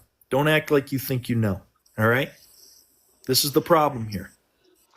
It means to change your mind, change your thinking. Think outside of the box. Realize that you are more than what you think. That's the entire point. Okay, so you must change your mind. So if you follow your cardinal desires, you're committing sin until you change your mind. Is that what you're saying? When you change your mind, you're changing your thinking about what you think about yourself. Okay. It So means are you implying that you could actually follow your cardinal desires, but if it doesn't change who you are inside your spirit, then that's okay? what I'm trying to tell you is this, is that when you love the Lord your God and your neighbor as yourself, because God is living within you. You will love yourself, then you will love the people around you, and your carnal desires will change because it's what's on the inside that defiles a man and not what's on the outside. You cannot change by changing your outside desires to think that your inside is going to change. You have to change inside in order for your outside to change. Okay, so if you change your inside, then you would no longer follow your carnal desires. You got it. Okay, if you change your inside, so I'm still confused about what sin is, because you're saying if it's a battle between the inside and the outside. So if you change the inside, then your outside desires will change, as opposed to trying to change your outside desires, and that's just following the tablets.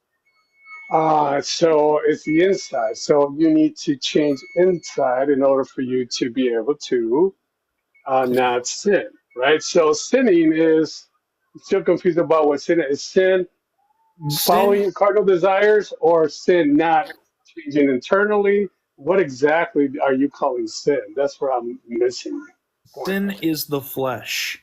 It was transgression of the law. Romans 4:15 tells you that. Okay. So, but where there is no law, there is no more sin. Okay? So, where there is no more law, when you follow the inside of what you already know, then what happens is your outside will change. Okay. So in your opinion, what causes you to change the inside? Knowledge, revelation, understanding, waking up to your identity, knowing who you are. Okay. And who are you? I'm Elohim. I am that I am. You are that you are. I Okay. am that I am. I have no Okay. separation. Now, in order to realize that, are Mhm. you able to cause you yourself to realize that? It's the God within me that has helped me realize this. It is the words of Jesus that has helped me to internalize this. He said, the words that I speak, you will be able to do greater things. Father, I pray that as you and I are one, the church will be one with us. Why does he Okay. say to be one with us? Because the Father is in you and you are in the Father. Okay. So whether you realize this or not, it's not up to you then, right? It happens when it happens. You may have to come back here a couple of times in order to realize it. You may need to reincarnate a few Okay. lifetimes in order to really understand it. So you can't cause it to happen. So it's up to God to make it happen.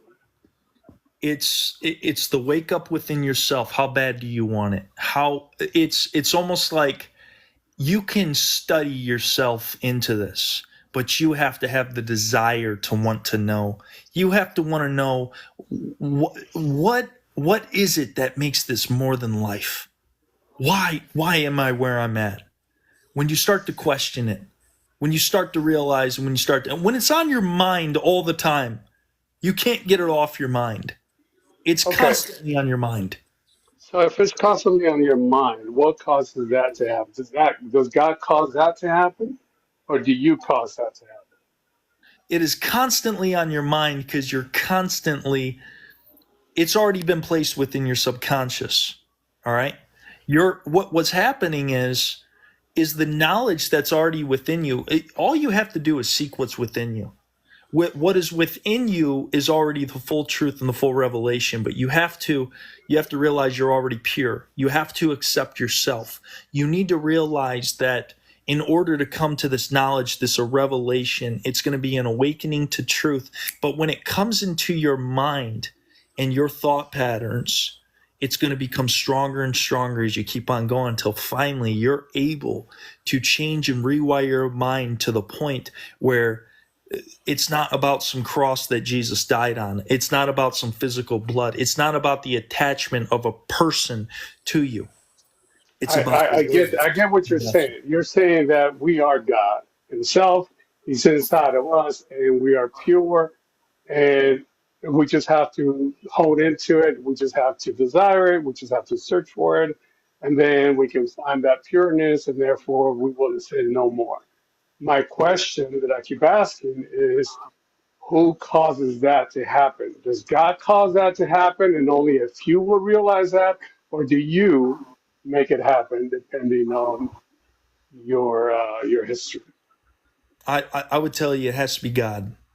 You have a wake up within a certain point. Okay, That's so from your point of view, there is no free will. Then. from my point of view. Let's put it this way. Maybe I've been here 20 times. Maybe you've been here 10. All right. Maybe when we reincarnate, I've had a deeper revelation and understanding, and you're just not able to comprehend it.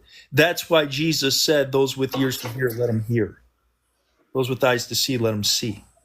All right. Okay. So what I would tell you is this. This is the reason why I went from 500 people in alive down to about 80 to 100. It's because 4/5 of the people cannot understand what is going on. All right. So what Okay, I so would tell I you is still don't this. understand the question. I mean, the answer. So, do you Mhm. believe in free will or not? When it comes to free will, all things are already destined by God. So you Jesus don't was believe in free slain. will then? Jesus was slain from the foundation of the earth. All right. No, everything's on God's timeline. Okay. All right. So right. So there's no free will. If there's no free will, then there is no sin. You're not going to get it. You're not going to understand it because you're still of earthly Okay. mind. All right. Now let me ask you. Let me ask you from a different point of view. Then you say reincarnate, right? I believe in reincarnation too. Uh huh. However, I don't believe that your identity, your ego, who you think you are, is eternal. I don't believe that that's reincarnated. I believe that your energy source, your life force, is reincarnated into a different life form, perhaps. However, and the reason why I know that your identity cannot be eternal is because you can wake up tomorrow with amnesia and not remember who you are at all, not remember your identity, not remember that you are this, whatever your name is, whatever you think you are, whoever you think you are, your identity and all that, right? And so the identity, even the Bible says you get a new body and a new mind and new spirit. It's not eternal. That's just a character we play on this earth. When we die, our essence, our life force is recycled. But so you cannot come back 2, 3 times and try to get it right, from my point of view. So yeah, there's no free will, and we can not cause it to happen, and we're just, you know, recyclable It's going to energy. happen no matter what. It's going to play out whatever way it's going to play out. That's all there is at the end of the day. You got to trust God and let go. That's all. But here's the Okay, thing. so then what is so? Okay, that begs the question: what do you think God is, God is or where conscious. is God? God lives within you. So God only lives within us. God lives within you, and once the inside of the cup is made clean, he actually manifests in the things that are around. This is why the inside of the cup must be made clean so that the outside can be made clean. This is why when we think about hell, we manifest hell in our lives. Well, is it possible that once you make the cup clean, you're able to see God all around you, as opposed to causing everything to be clean all around you? What you begin to see is that the world around you, once you make the inside of your own cup clean and you become to think in heavenly mind, you will see things as heaven. You will no longer see things as an attachment to this world or anything. All things work together for God. All right? But that's only on the individual level. You still have the conscious level. All right? Wait, and now you wait. What do you mean you're in say that again? Explain that, please. Yeah. So you have the individual level where we are as people. This is what the second coming of Christ really is. It has to happen on an individual level with people before it can happen on the external level. Okay. So what ends up happening is um, the second coming of Christ. It has to happen within you before it happens in this world. All right. And it's spirit. It's in truth. It has to manifest with what's within inside you. It has to clean the cup of the people inside before the true manifestation can happen. Okay? It's the same way with individuals before heaven can come to earth. As individuals, our cup has to be made clean on the inside so that what is on the outside of us can be made clean as well. So when the And individual, we talked about how we have no free will, so that just happens randomly or by God's choosing. it's going to happen when it happens. That's what If I it would say. happens. If It it will happens. happen. It will happen. Well, All it right. happens to everybody? It will happen to everybody. All knees will bow and all tongues shall confess. So why isn't everybody a Christian? Because Christianity is not the way. It's not about Okay. Christianity. Why isn't Christianity. everybody? You just said it's going to happen to everybody. So how come everybody doesn't believe this? What? Why does it? Because everyone hasn't awoken yet. They are sleeping gods. They are still Okay, but you sleeping. say it's going to happen to everybody, It will. but it Yes. doesn't happen to everybody in each lifetime. It doesn't happen to everybody in each lifetime. What happens is you may have to go through 3, 4, 5, up to 10 lifetimes before you start to understand it. When the Okay, well clock that's the part strikes, I said that's when earlier. you wake up. Explain to me why you think the ego is eternal. How What can the ego be eternal when you could actually forget it, wake did up tomorrow and not did know I who you say are? the ego was eternal? Well, in order for you to live 10 lifetimes, then your identity, your ego, would have to reincarnate. I'm going to tell you, I've already made it out of this. I've already made it Okay, out of this. beautiful. How do you know that your ego reincarnates? You see, what happens is when you start over, there's chains of forgetfulness. All right. But over time, over the leading of the angels of God, over the spirit realm, you will come back into the truth. You see, I was brought up in a very Pentecostal religious household talking about hell all the time. If anyone wasn't going to make it out, it would have been me. But guess what? I'm sitting here now and I'm telling you I am God. All right. I came out of a very religious cultish mentality, but I've had to go through trials and tribulations in my life as well in order to get where I am. Okay? So when it comes to the understanding of this, what will be, will be. Yeah, I don't think you have actually escaped it yet. You're close. You're very, very close. I, But I, you I still don't think have I that have either. egotistical. You still have that egotistical mind thinking that you are separate from God, that I you never, are God, right? It's like instead of thinking that God is all around you and we're just manifestation of God, right? Mhm. You believe that your ego made it happen, that you are going to come back, No, or you no, liberated no, yourself, no, that no. you I are told that, you, I there's this told you from the get go. I you, said all it this. was God. No, no. If I told you that I made this self happen, that would have been my ego. I told you that God did this. Therefore, that's not my ego. That is God doing the work through me. That it's what's on the inside of a man that defiles him. So it has to start from the inside. I never said it was my flesh or myself that did this. So you cannot sit there and say that it is my ego that has made me do this. I said it was God from the get go. Therefore, there is no free will at the end of it all. Everything is based on a timeline. Good, good. All So right. how can your ego again? How can your ego reincarnate? That's the part that what you're saying is true. So therefore, the ego cannot reincarnate. You can escape in this lifetime. You can realize enlightenment. You can realize the truth in this lifetime, and that will be escaping it. Otherwise, every single day you wake up and you live over and over again with your ego and you experience the same, illusion over and over again until you wake up one day and you no longer experience that illusion. But it's not in the next lifetime Yeah. because your energy, your life form, when we die, we all become one life form. It's like a drop in the water. When a drop hits the ocean, okay, if the drop thinks, oh, I am the ocean, is one thing, like you said, I am God. But when the water is the ocean, when the ocean is God, and we are a drop to fall into the water after we die, okay, yes, at that point, we are God.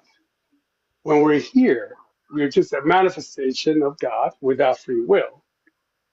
And so we're just an illusion. We're just part of the world. We're just no different than a rock, a tree, or a drop of water, in my opinion. But yeah, Mm-hmm. you're close, brother. You are very close. I appreciate Thank you that. for the time. Yeah, here's the thing I'm going to tell you. All right, I know for a fact I'm not there yet, because if I was there yet, I I give it a little bit more time, through some understanding, through some revelation. It's going to happen. It's bound to happen, as it is. It's going to happen with all of us.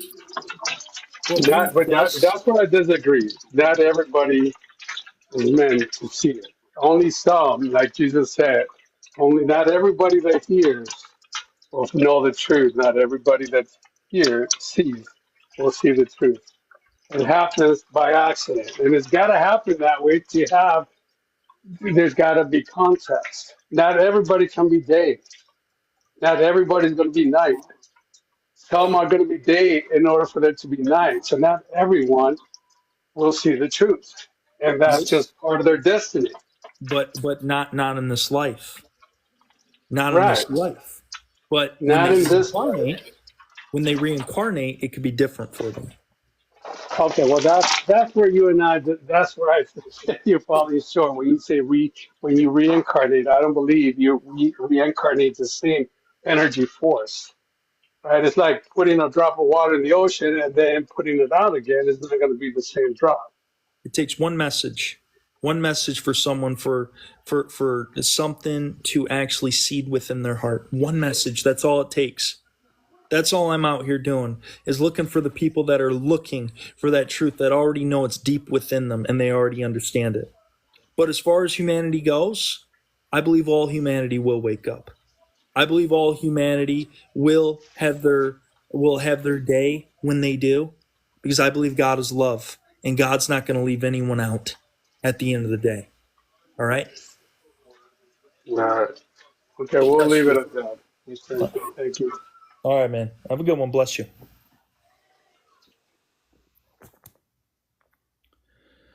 All righty.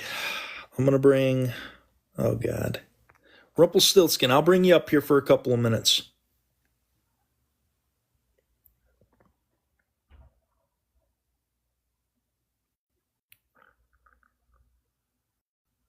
No, it was great. It was a great conversation with that guy. I thought it was awesome. I mean, I thought he had, like, we have some differences and stuff, but you can tell he's very knowledgeable. You can tell that he knows what he's talking about. Um, the thing is, I still have a couple of things to grow on, as it is. But as far as my progression, where my ego was and where I'm at now, I've grown a lot within my understanding, within my thinking. So, Aku, what's going on, man? What's up, Josh? How you As doing, far brother? as far as I'm concerned, man, you're doing well. You're following Christ's words. You're out of here, bro. Good job. I appreciate that, man. Now let's So do the miracles, man. Let's do the miracles. yeah, those are very soon. Anyways, so he was mentioning, when does it happen? When does it happen? When does it happen? It is enlightenment, and it happens when you align, when I align, when we all align. So that's what we need to do. We need to help each other, love our neighbors as ourselves. You've been through a lot of pain. I've been through a lot of pain. Pain is a great teacher, but a terrible master. Love is the master. And I came up here originally, or I requested originally to ask a question because the conversation was about sin for a moment. And, Okay. and I wanted to ask a question to get your perspective and maybe other people's. But the question is, and I have to preface this a little bit. In Mesopotamian culture, they have a moon god called Sin. Right. Right. What do we know about the moon? How it controls our emotions, right? Yep. Lunacy. Right. What happens when our emotions spill over and we don't have no control anymore? Well, what happens is we're thinking, when our emotions spill over, we're given over to the flesh. We're not in spirit. In other words, Unaligned thinking, right? right? When you take those emotions and you manifest them into, you know, what they call is the 7 deadly sins, in my opinion, which are blockages for your 7 energy centers. So This is the great red dragon with the 7 heads of Revelation. yeah, it's in Revelation as well. It's encoded everywhere, literally. Like if you clean the inside of the cup, you start to see, right? Yep, you got it. So I do want to ask one thing. So by looking at the world around you, are people still ruled by their emotions sometimes? Absolutely. Right. So we still have some cleaning. We still have some cleaning to do. You know, Jesus says, "Take no thought for the morrow." So if you're not taking a thought, you're not thinking about it, and you're just letting God be, that lets you know that would be the highest level of understanding. This is also what, you know, it's funny. I used to study Kabbalah and Zohar. Yeah. And people sit there and try to say, "Oh, that's evil. That's black magic and stuff." Well, the highest level of the Sephirotic structure, where Ketzer is, it's to take no thought. It's the point where you don't think about nothing, and if you can align yourself to that, that's when you'll. Right. That's when the transcension starts to happen. Like when you're meditating, like single point focus, or like nothingness, almost like. Was it 0 point energy? There's so many things that allude to it, but yeah, man, I just wanted to commend you, bro. You're doing wonderful. You're helping us all align. So that's it, bro. I appreciate that, brother. I know it gets heated sometimes, man, and yeah, we gotta. Your cup is very clean though, so you're doing good, man. I have some anger issues as well, so I had pain, so I have to fight that off sometimes. But anyways, bro, good job. Well done, bro. Talk to you later. Thanks, brother. Bless you. Have yourself a wonderful day. Thanks. You do the same. Peace. All right, brother. All right. Robert. What's going on, Robert? How you doing? All righty.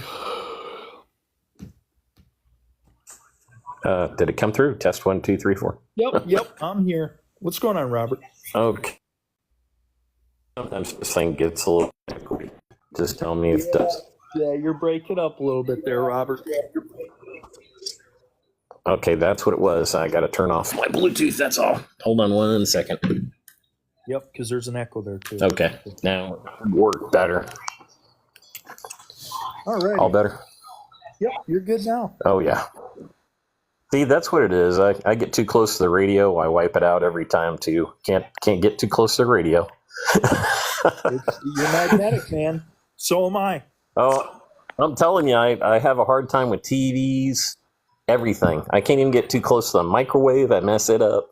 I just, I'm so messed up. I can't even get in a car without me draining the battery or something. What the heck is going on? I don't know. You're radiating energy, man. You are just way too much. Electricity. Yeah. It really messes your whole world up. And everybody, like, when you walk in the door, they start staring at you. You're like, okay, hold on a second. Do I have to put a face mask on or something now? What the heck's going on? You know? My dad used to get pissed off at me because I would break all his, like, computers and watches and stuff. I was like, Dad, I didn't do anything. I just got near it. Yeah, you did. Yeah, you did. You can't even tell anybody that you didn't do it. Anything that has to do with electronics, I can't even get close to it. I used to work in electronics, and they had to get rid of me because I was killing all the the ICs. Every time I touch one, I'd burn it out on the inside of it. It was that bad. So they were like, "Nope, they tried to give me gloves, everything to try and ground me. They had 3 ground straps on me, and I was still killing everything. So yeah, it was bad." That's what it means to be Elohim. Elohim, electricity, Ohim is Ohm's law. This is I'm messing up everything. I really am. If I came into your house and you were watching TV, you'd get nothing but stripes across your TV. That bad. That's crazy. Yeah. So what do you want to talk about today, brother? Yeah, this has been bothering me for a little while. How come everybody can see what's emanating from me, but I can't see if they're dark that much, except for by the fruit? That's it. Yeah, yeah. So when first off, even talking to you and you telling me about how you radiate this kind of electricity, in other words, That's that weird. it just puts things out. This lets me know that um, you're very attuned. In other words, to wake up. I It's kind of realized I had to put it away. It's kind of too much for people to even stand in the same house because I have a tendency to keep them up all night long, and I have to figure a way to reduce it so that I don't make them sweat in the same company. I literally get physical reactions from people that are like they push off and they can't sit at the same table. They got to run halfway across the room to go eat dinner somewhere else. Or yeah, it's I can empty an entire restaurant now. It's terrible. I feel like the lonely man. I get to walk into a place and everybody looks and goes, "Well, I'm out of here." It's bad. wow, wow, I, wow. I didn't mean for it to happen like this. It just kind of did. And when It I just woke up, happened. I noticed the difference. Now, birds, it seems like every kind of creature, like squirrels, everything, they're magnetized to me. It's almost like they got to come over and like sit near me. But humans, no, exact opposite reaction. I mean, you So could have a fierce dog and they still want to come over and like rub on my leg like a cat. It's really strange. I don't even yes, know what to do. it's funny we're having this conversation right now because Ashley, right here in the comments, Uh-huh. her and I had the same conversation yesterday. It is magnetic. I'm sorry to say, but there are certain individuals that you'll think are gang stalking you, literally. Like they'll always show up in your group of friends.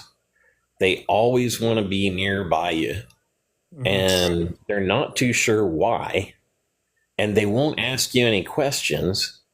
So they're almost like this really weird gang stalker, and you just have no idea what to do with them. But eventually, they ask you the question.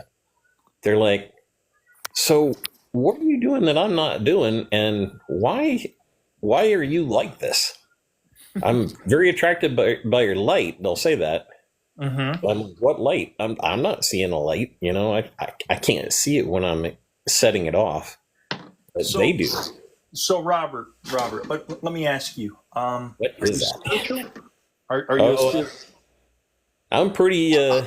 I'm pretty spiritual. I mean, I love to read the Bible, and I love to because it seems to me like every time I do, I get a huge recharge on my batteries. I have not ever been sick. I don't take any pills whatsoever across the counter.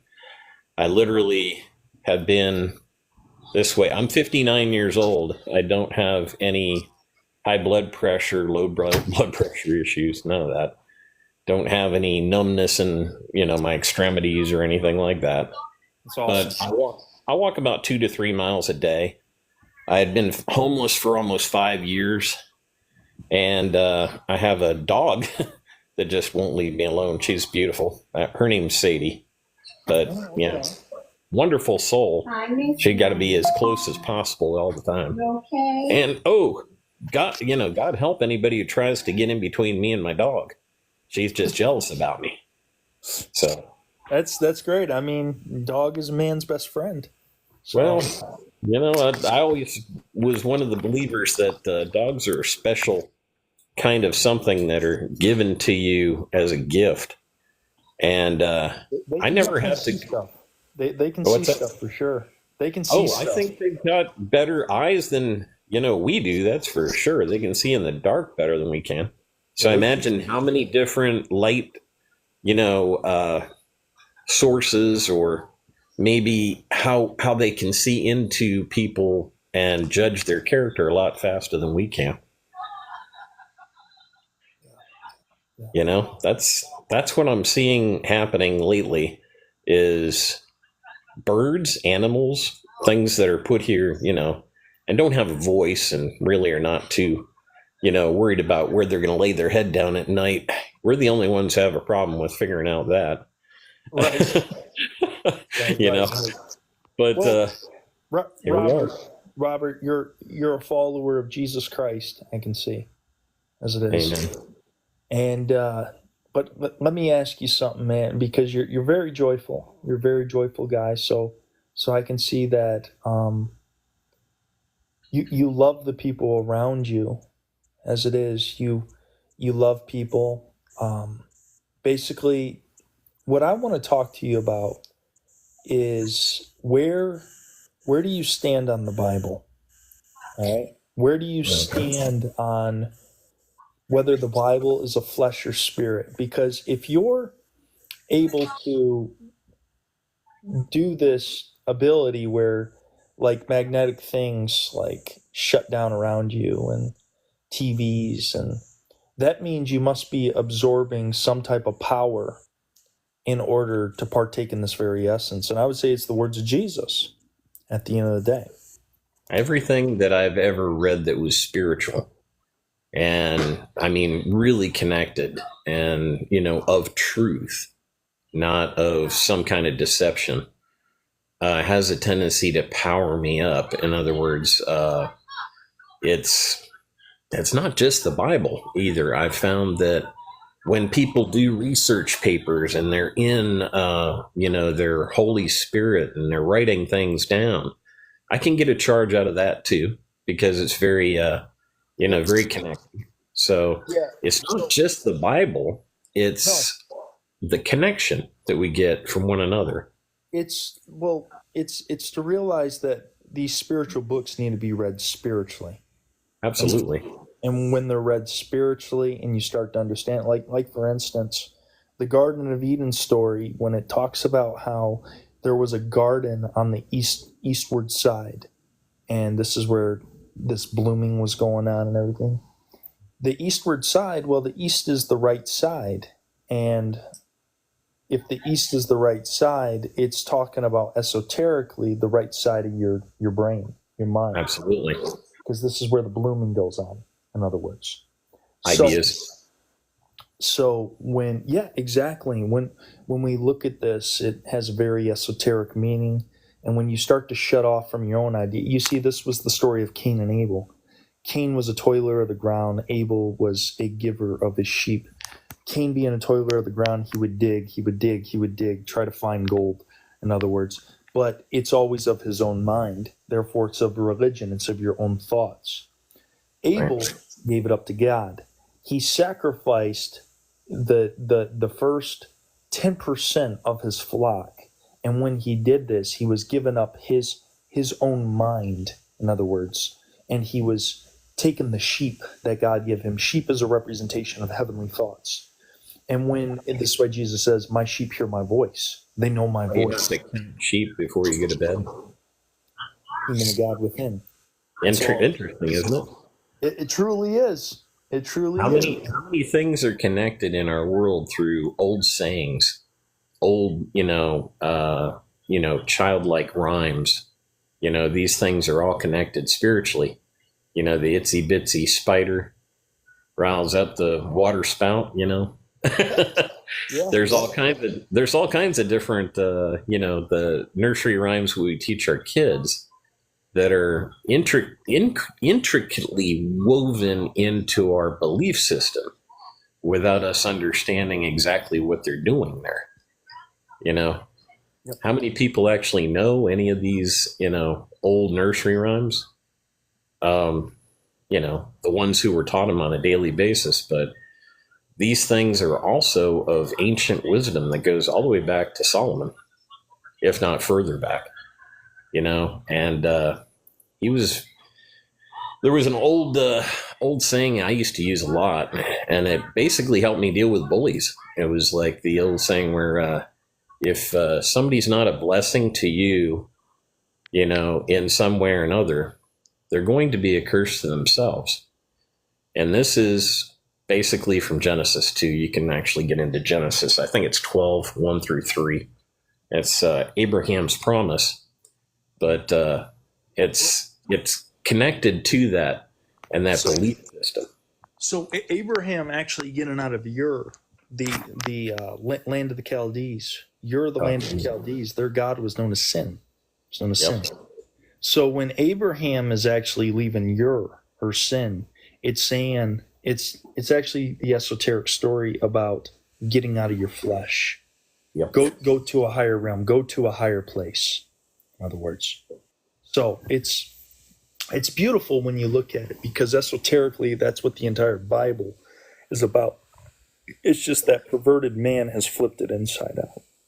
Well, we're always told by other people, oh, we can't solve our sin problem. We're always sinning, blah, blah, blah. That's an absolute lie. If you read the Bible and you get into it, it tells you to sin no more. It tells you to do your best at, doing better every day, not, getting on yourself and saying, well, I just give up because I'm a sinner. Right. That's not what you're not supposed to be saying that to yourself inside. Inside, how do you grow this tree and produce fruit if you're not telling the truth to yourself on a daily basis?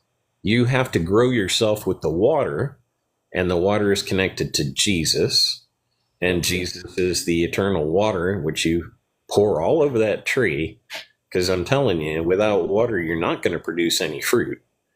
So there's all kinds of things that lead you down the road to figuring out what the oil is for your lamp, what the lamp is. Why does it need a lamp stand? Right. Why does the lamp need a lamp stand? We never think about these things. Why is it that Jesus says, never take a candle and put it under a blanket or a bushel? Well, I know for a fact something's going to catch fire. Right, exactly. Something is bound to catch fire with that blanket over that lamp. You got it. So we don't want the catch fire part. We want the light to show. And every time somebody talks about the fire inside, they're literally not understanding. I got your it, Missy. And we got to shut up. Missy, yep. I get what you're saying there. I get it. Thank you. All right.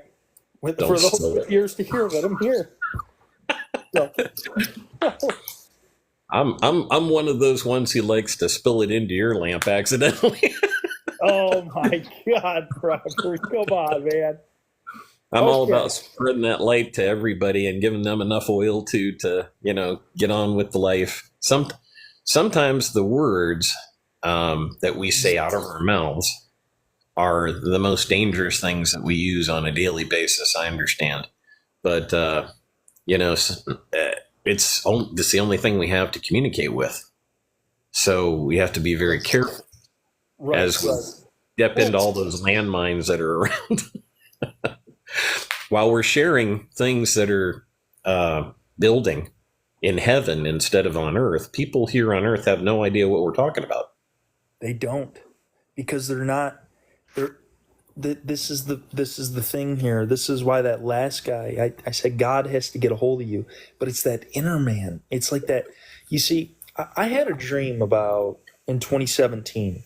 In 2017, I had a dream, and I was on my knees every single night praying for about 40 to 45 minutes in my room, and I was like, God, Jesus, I want to see your face. I want to see your face, and lo and behold, one night I had a dream and I saw this man, and when I saw him, he had the cares of the world on his face, and I asked him, because this was my concern at that time, are we living in the end times? That's the first freaking words that came out of my mouth, because I grew up with Revelation and all that. This is what he told me. He said, that doesn't matter. He said, it's not for you to know that. He said, focus on your relationship with me. And that was it. And ever since then, I've never had anything. I don't know if you ever seen that girl, Akian. She actually she painted a picture of Jesus at 8 years old. It's in a movie called Heaven is for Real. Well, that's who I saw, the real life breathing version of this man right here. And man, he was joking around with these people too. When I walked up to him, he was joking around with someone. He had the cares of the world on his face. He was great at everything, it seemed like. You could just tell, in other words. But he didn't give a rat's ass what people thought about him either. No. You get to that point, literally, where you can walk through a mall and everybody could be talking about you or throwing rocks at you, actually. That's what happened back in the day. A long time ago, if you'd walk through a certain place, they'd just throw rocks at you. You got to be impervious with the rock throwing eventually. And that's the suffering that we have to go through to grow the spirit. And that's pretty much what life is all about. If you look at it in a nutshell, there's a whole lot of suffering involved. Why is there so much suffering in the world? Well, my son, if you didn't suffer, you wouldn't learn any lessons. Like you got to burn your hand when you put it on something hot. Okay? Yep. If God didn't want you to burn your hand, he wouldn't make anything hot and you wouldn't learn anything. I guarantee it. You Wouldn't got happen. it. But You got it. there has to be. I'm going to bring my friend up here, Khalid. As it Oh, is. yeah, no problem. Yep. So, what's going on, Khalid? How you doing? Man, how you doing? It's been a long time. Yeah, man. It's been a little while. Quite a few weeks. But, So, of course, I'm always taking cues from you and learning and actually finding out things. Anyway, I just want to let you know. So, there was somebody who told me about this verse in Ezekiel about, the Ezekiel, the verse about a harlot and the donkey and the genitals and whatnot, right? And when I read it, it didn't make much sense to me.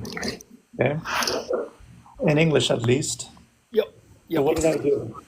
So I go to the Arabic Old Testament, and in Arabic Old Testament it reads like a poetry, as if that is the actual text. Literally, if you read the Arabic text of it, it looks like the original text. That's the poetry that somebody translated into Latin. Have anybody showed you Arabic Bible? Khalid, I would love to learn how to read Arabic, man. And if I got an Arabic to English translation, I know it wouldn't do justice. So I would have to learn Arabic in order to read it. So the amazing part is that you can see which one is the original text and which one is the translation. Definitely what you're seeing in English and Latin and whatever else is a translation of what's written in Arabic. It's literally a poetry. And I can understand because, listen, if I read English of that, yeah, it does look like somebody's trying to shoehorn the narrative that is like some sort of Jerusalem's, it's like a parable or some sort of idea, it's metaphor. But in Arabic, it actually reads like a metaphor. And it's actually, this is the actual text. Or I think it is. Everything I'm reading is a translation of this thing. It reads like a poetry here. It's right in front of me. I'm looking at it. And I picked this one because it's the most absurd one. Usually, do you know what I mean? I found it really absurd. These, like the donkeys, whatever. I don't want to say it here. But when I'm reading in Arabic, it's not as bad, actually.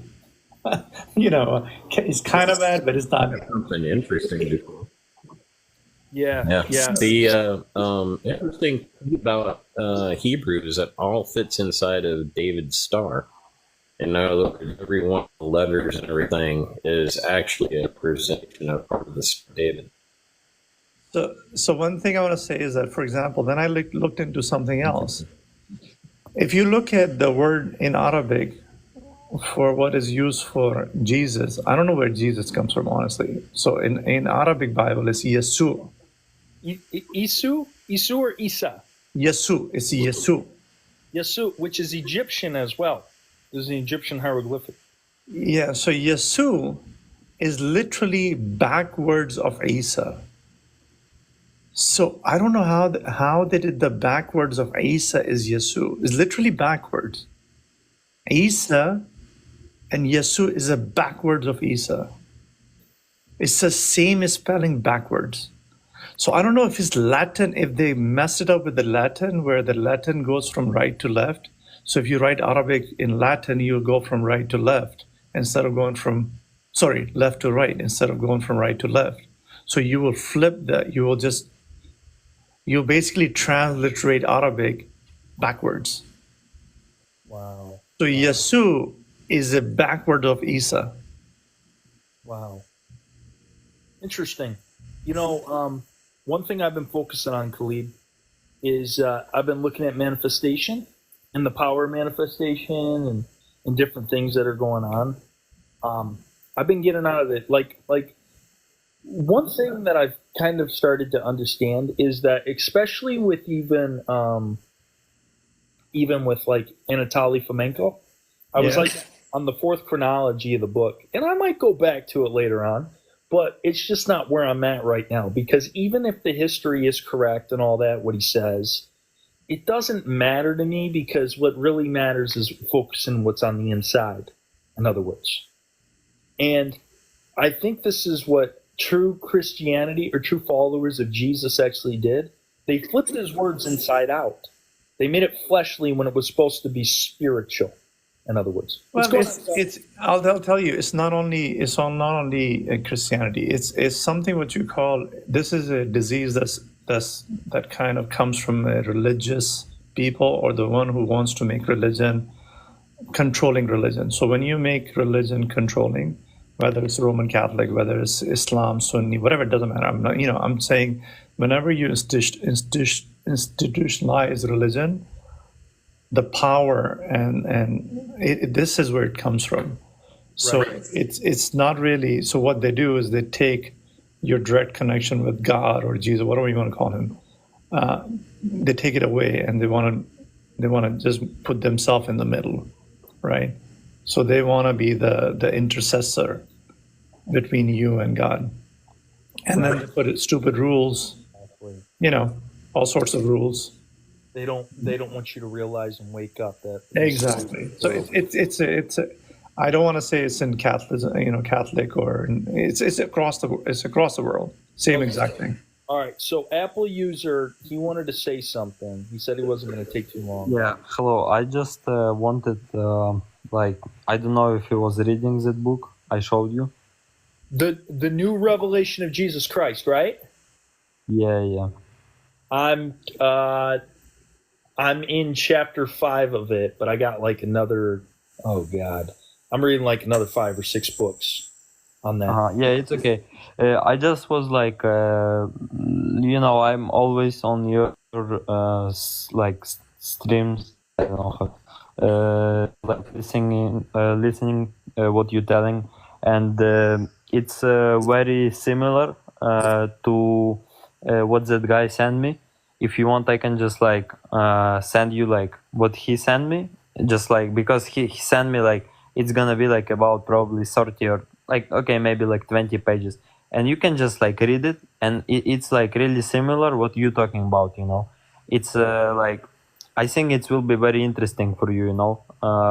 And yeah, and maybe you will know something for you, and something new, maybe, and then maybe you can explain some things from, I don't know, just I think that's good information. Yeah, I would appreciate that, man. Absolutely. I'll do that. Let's do that. I'll make sure to get in contact with you and stuff. I'm a pretty busy guy as it is, but I definitely love to contact you. Yeah.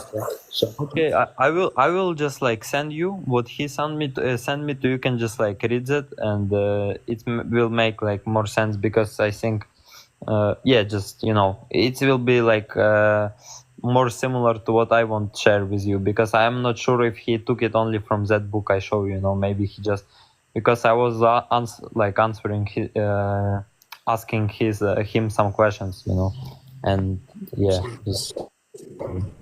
Absolutely. Okay, yes, and have a good day. All right, you as well. Thank you. All right. Yeah, no, bye. All right, have a good one. Michael Yahweh Gnosis. All right. So I know you've been waiting a little bit. What do you want to talk about? Hey, Hey, what's going on, man? Have we talked before? I I thought we might have spoken a long time ago or something, but I'm not sure if we ever spoke before. I think I've seen your lives before. I've Yeah, never. because I thought I seen you too before when I came across your live today, but I was like, I don't know. I apparently I never followed you because I followed you today. Like, No. I got you. I got you. What do you want to talk about today? So there's a few different things that come to mind over the course of your conversations that you've been having with various people. One of those topics was, I want to say, sin. There's one cardinal sin. It's a heart sin. And our awareness, intuition, and imagination emanate from our heart, because our heart is where our consciousness as a whole is centered. And as it emanates, if it's blocked, if it's distorted, if there's shit in there, if there's lies in there blocking its direct connection up through the spine, out the crown chakra, connected to God, then we're in our carnal flesh, right? We're functioning in the carnal mind. We're trapped in the lower three chakras, the physical, emotional, and the mental of the red, orange, and yellow. We're trapped in those. But when we learn to surrender our willpower is functioned over here in the third eye. So when we surrender our will, we say, okay, I'm just sit here and I'm not going to do anything. I'm not going to pay attention. I'm not going to take any thoughts, right? I'm not going to take them captive and focus on them. I'm going to let them go. As I let them go, if I focus on spiritual experiences, that can push it out. But if I just let it go, it'll actually drift down to the bottom of the cup and become like soil on the inside of the cup. So what happens is, like, just like a cup of water, you got stuff stirring around and it's mixed up and it's all foggy. If you let it just sit there, it will become clear in about 15 to 20 minutes. Same thing with our physical bodies.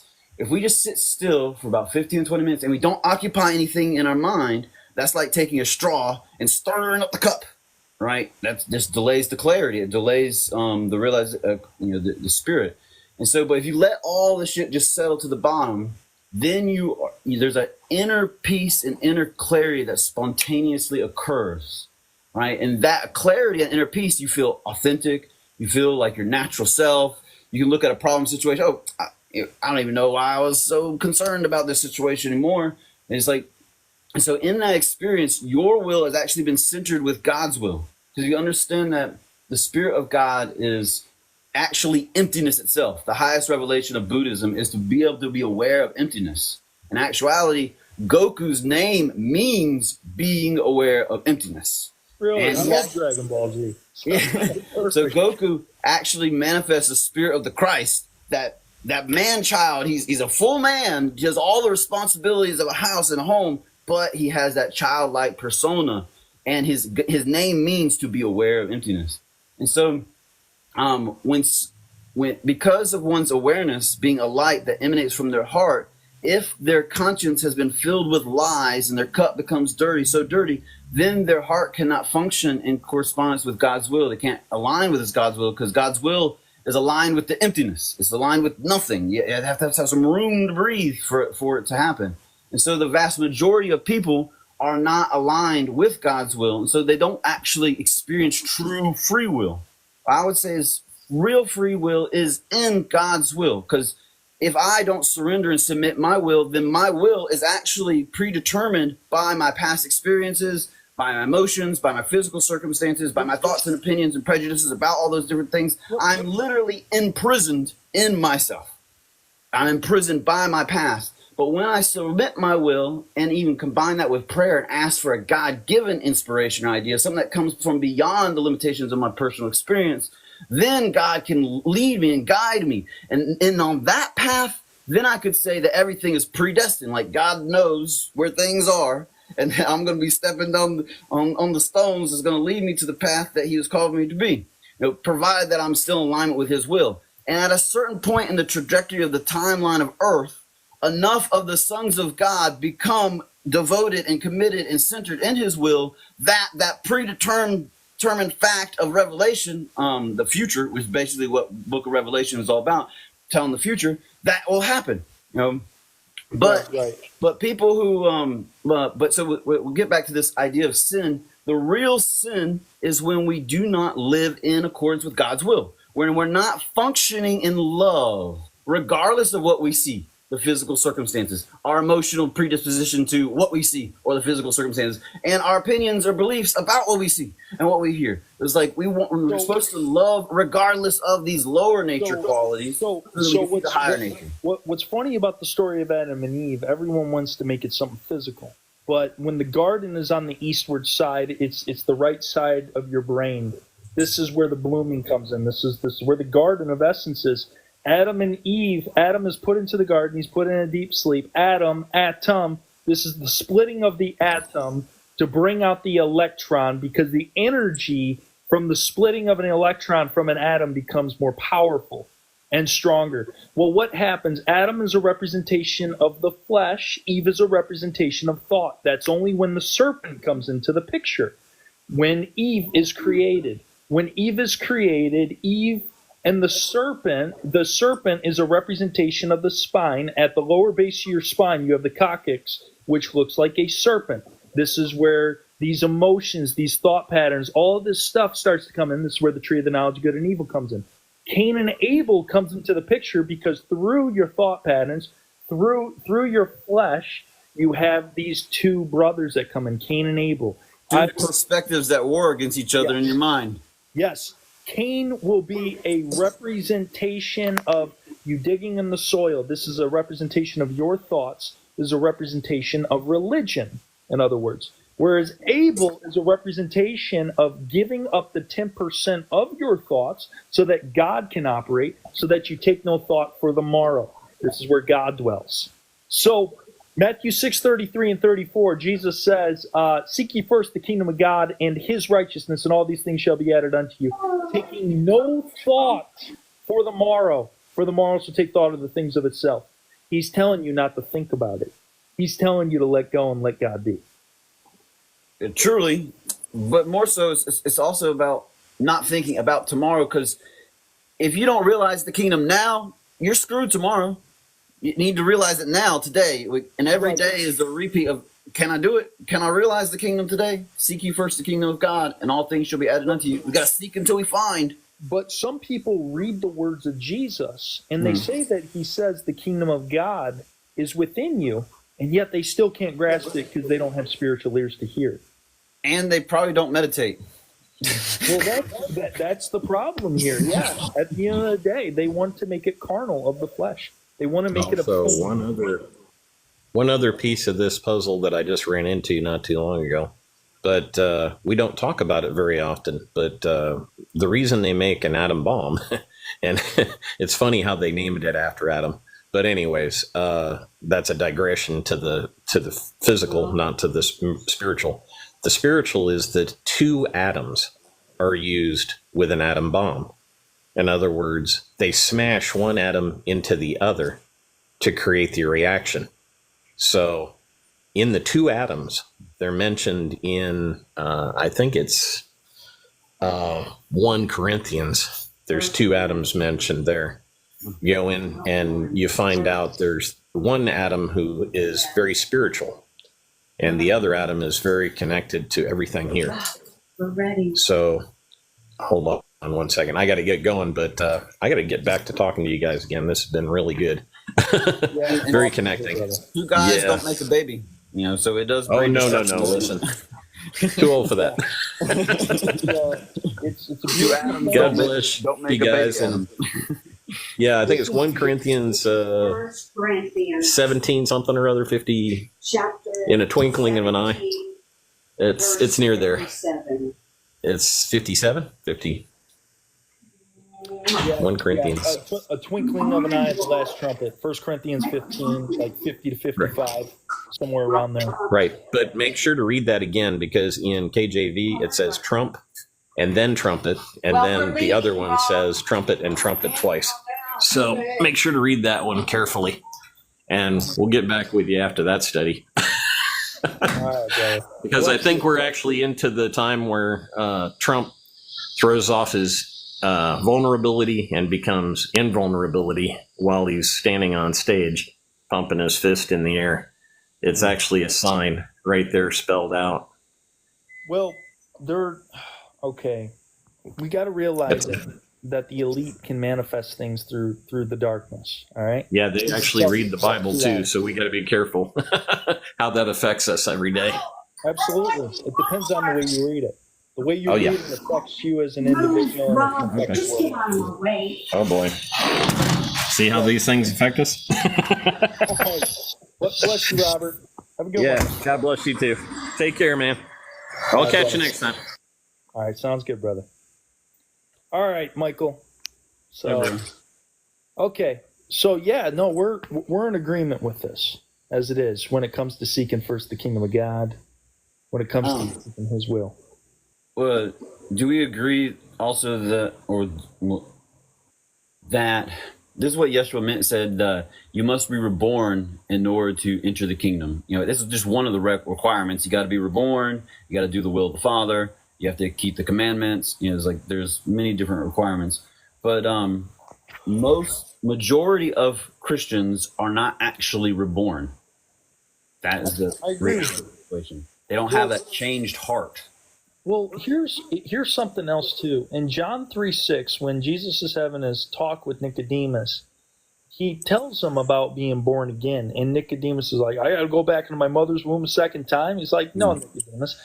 But if I tell you of earthly things and you don't believe, how can I tell you of heavenly things? So actually to be born again is an earthly thing Jesus was speaking of, on an earthly matter.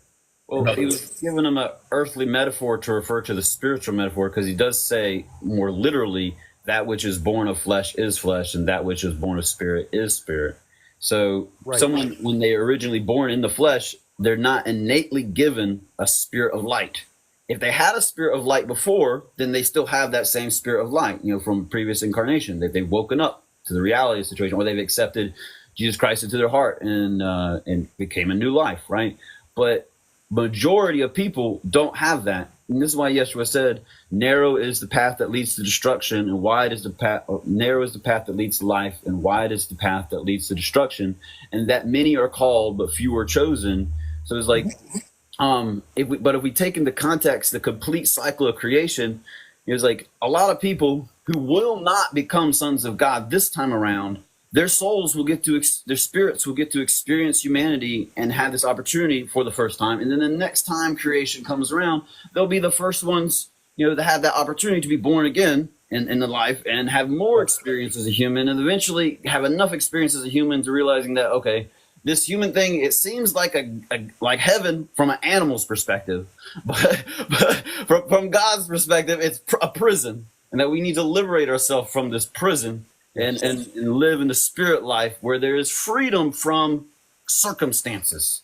Because so long as we're limited by our lower nature, we look at the things around us and we're limited by these things. But in actuality, we need our faith and our willpower and our spirit to become one and directed with confidence and practice. Like, for instance, to make miracles happen. It was like, I'll give you a real experience that happened to me. I was in jail, and the water tasted horrible by this water fountain. It was absolutely the most disgusting water. But I had to drink water. It's like, what I'm going to do? Die because of dehydration, right? So I had to drink it. So every day I would go by the water fountain, and before I would take some sips out of the water fountain, I would pretend that I just filled it up and that it was the best tasting water that I've ever had in my entire life. And I would, and then I'd get all excited about it, and then I would drink the water. I would notice it would taste like shit, and I ignored the shit, and I let it go. And so I did this every single day. I would go by the water fountain at least once a day. Whenever I would drink the water out of there, I would pretend it was the best tasting water ever, and then I would ignore the fact that it tasted like shit. And then one day, I'm just exercising and doing some stretches right by the water fountain, and I hear the water fountain go, gong. And I slowly walked over to the water fountain. Like, my soul knew this. It was like I slowly walked over to it. I had my cup. I put some water in there. I take a sip of it. I'm like, it's a bit. second best tasting water I've ever had in my life. So I'm so shocked by this. I tell everybody that's in the pod, because there's a pod in jail. I say, come see it, come take. I need y'all to taste this water and tell me that it's different or not, so that I'm not making this stuff up for me. You know, it's like I need a witness here. Right. So I had the people come and drink the water, and they all testified. They all said, "Wow!" I was like, "The water does taste different. The water does taste different." And so during that same time period, I was also had another activity that I would do. The food tastes like shit too.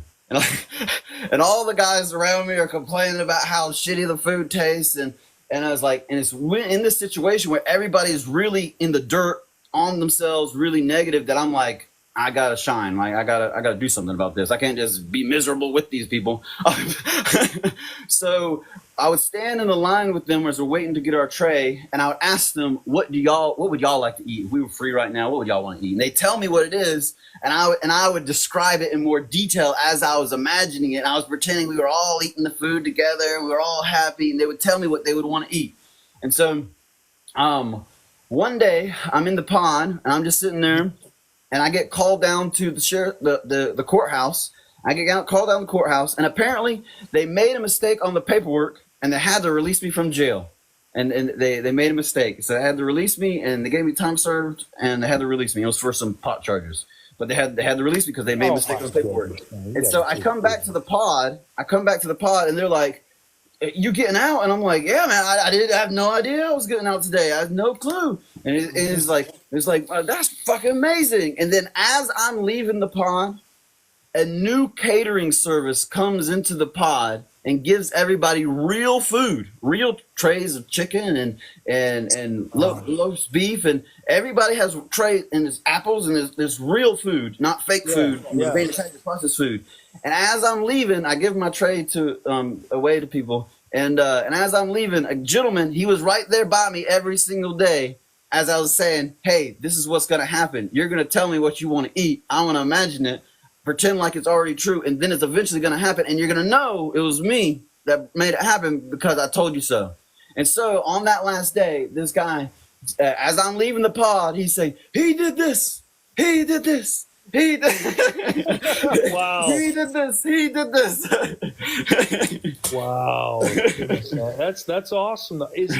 So let me ask you, when you were there in prison, is that when you had your wake up? I actually had my wake up when I was 12 years old. I was suffering in the back of the pews as a kid. I hated the fact that I was born as a male, as a man, because my mom, she loved my sisters, and I could tell that she loved them, and she didn't love me. And if I could be a girl, maybe she'd love me. And so I started contemplating being trans and having sex change and stuff like that. Before that was even a thing, before I even knew what that even was, this is what I was thinking, and I was hating myself. And so I was in the back of the pews one day on Easter Sunday, and I was there to get some food because that's the time of the year where they got food there. And I listened. I didn't really listen to much of what they said the whole sermon, but at the end there was like, if you were suffering right now, and you would like to have freedom from that suffering, come down now and give your life to God in the name of Jesus Christ, and you can be free of that suffering. And I heard this. And I waited till everybody. I saw other people go up to him and talk to him, and they left the room. And the other kids, I waited till everybody had left the room till it was just me, God, and the preacher man. Apparently, and I said a prayer with him, almost word for word. "Oh Father, who art in heaven, holy be thy name. Thy kingdom come, thy will be done, in earth as in heaven. Father, please come into my heart and give me a new life in the name of your Son, Jesus Christ." Yep. And at the beginning of that prayer, I was crying with tears of sadness. And at the end of that prayer, I had tears of peace, love, and joy coming down my face. And I was so profoundly shaken by this experience in a very positive, comforting way that because I had peace, love, and joy come into my heart, is that right. I came back the following Sunday, and I really listened to everything they had to say about God. And when they were reading stuff about the Old Testament and stuff like that. But the hair that broke the camel's back is when they said that dogs don't go to heaven and that dogs can't be in heaven. And when they told me that, I went home crying that day, and I said, I don't want to be in their heaven. If dogs can't be in heaven, I feel you there, man. Yeah, I can understand that. Yeah. I don't want to be in that heaven with a bunch of hypocrites and Yeah. Yeah, I went home crying. Told my mom, they said dogs don't go to heaven, and so, anyways, so I never became a Christian because of that, and I was actually like anti them church people, Bible stuff, just because of that one principle. They say dogs don't go to heaven, but in reality, the kingdom of heaven is at hand, and dogs are here at hand. So dogs are obviously in heaven. Everything here. We're in heaven right now. The truth is that we put the shackles of hell off of our mind, and to understand that we can truly love God in spirit and truth. And when we can forgive ourselves, that's when we can love God. And then we can project that and give that to other people, and we can radiate that heaven. We have to clean the inside of our cup so that the outside can be made clean as well. So Amen. the kingdom is here. The kingdom is at hand. Literally, in my meditation this morning, one portion of my exercise that came up was as the past came up, or as my expectations for the future come up, I pretended that they just burned away. Like they were frames of film that were burning away, and all there is the present. Wow. You see, that's the thing about it. It like you know, there's four elements. We have the four elements. We have earth, we have water, air, and fire. John the Baptist came to bring the water, but Jesus came to bring the fire, because angels are made of fire, and they're the renewed. Basically, us humans, we're made of water, as it is. We're like 72% water. But what we become through our baptism of fire, and to understand that Jesus even said you'll be made like the angels. We are earth angels. We are earth messengers. We are here to actually teach the truth of the kingdom, to not put condemnation upon people, and to help them wake up to realize that the battle is in the mind. Amen. And that's exactly what Yeshua said. He's like, I come not to condemn the world, but through. And that, but because the reality of the situation is that the world is already condemned. Like it's already gone to hell. Like he's come to save people from this hell train on its destination to destruction. Well, the hell train is that people think in the physical. They don't think in the spiritual. They don't understand the spiritual. You see, even when Jesus said, "You must eat my flesh and drink my blood," he was partaking of his words, his essence, his life. The byproduct, the byfactor of speaking his words in his life is that you are going to die. That's just the truth behind it. If they persecute me, they're going to persecute you as well. So, and someone who has spirit can recognize spirit and spiritual things, but someone who does not have the Holy Spirit cannot recognize the Holy Spirit or holy spiritual things. They can't. That's why Yeshua said that they have to be reborn. Like their heart literally has to change, and it's not a change that a man can do. I had to ask for it. It's like someone has to ask for it. You have to be given it due to seeking it. Right? You got to want it. You got to will it. You got to go after the truth. Yeshua said, "Seek and ye shall find. Knock, and the door shall be open. Ask and ye shall receive." All those are three different ways to enact your will in the right direction towards God instead of the wrong direction towards the earthly material realm, right? We're called to build up treasures in the kingdom of heaven, and the kingdom of heaven is within you. So these are spiritual treasures that we're supposed to collect from our personal experience so that we'll have these spiritual treasures within ourselves.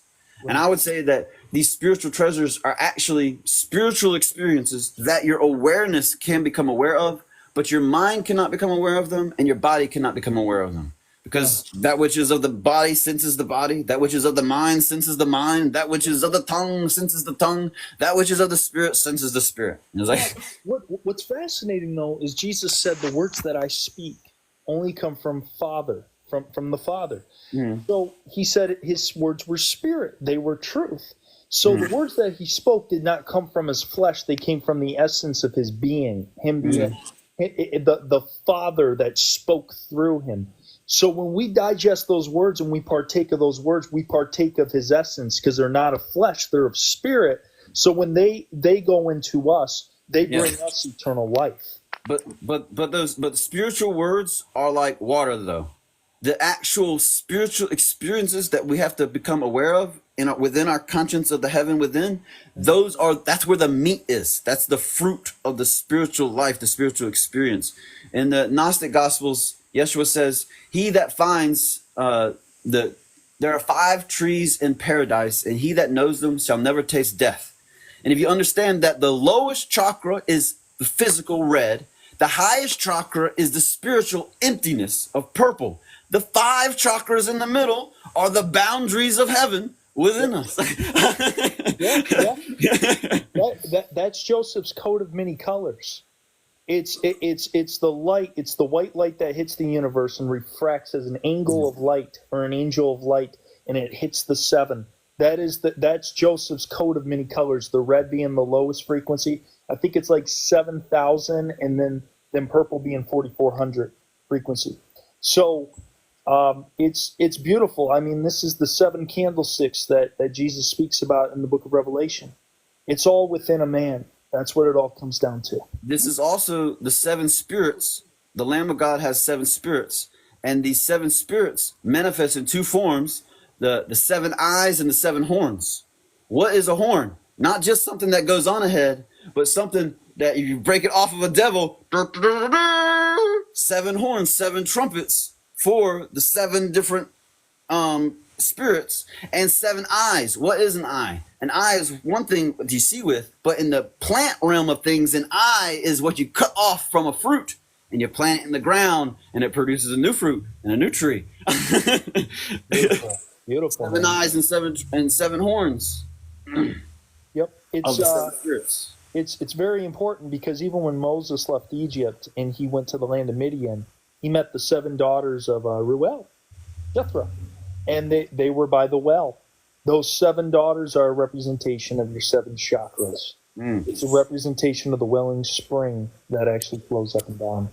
Yeah, if you would consider, like, here's an outline of a mind-body experience. The inside would be where the mind would be located.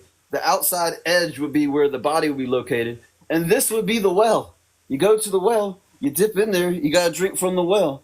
The 7 spirits are in the well.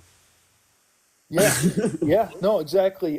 Someone said the 5 trees are the 5 worlds of the Kabbalah. I think it's Asiya, Yetzirah, Beriah, and God, man, I forget the last world. But there's 4 or 5 worlds to Kabbalah, because the highest Sephirotic structure of the Kabbalah tree is no thought whatsoever. Keter.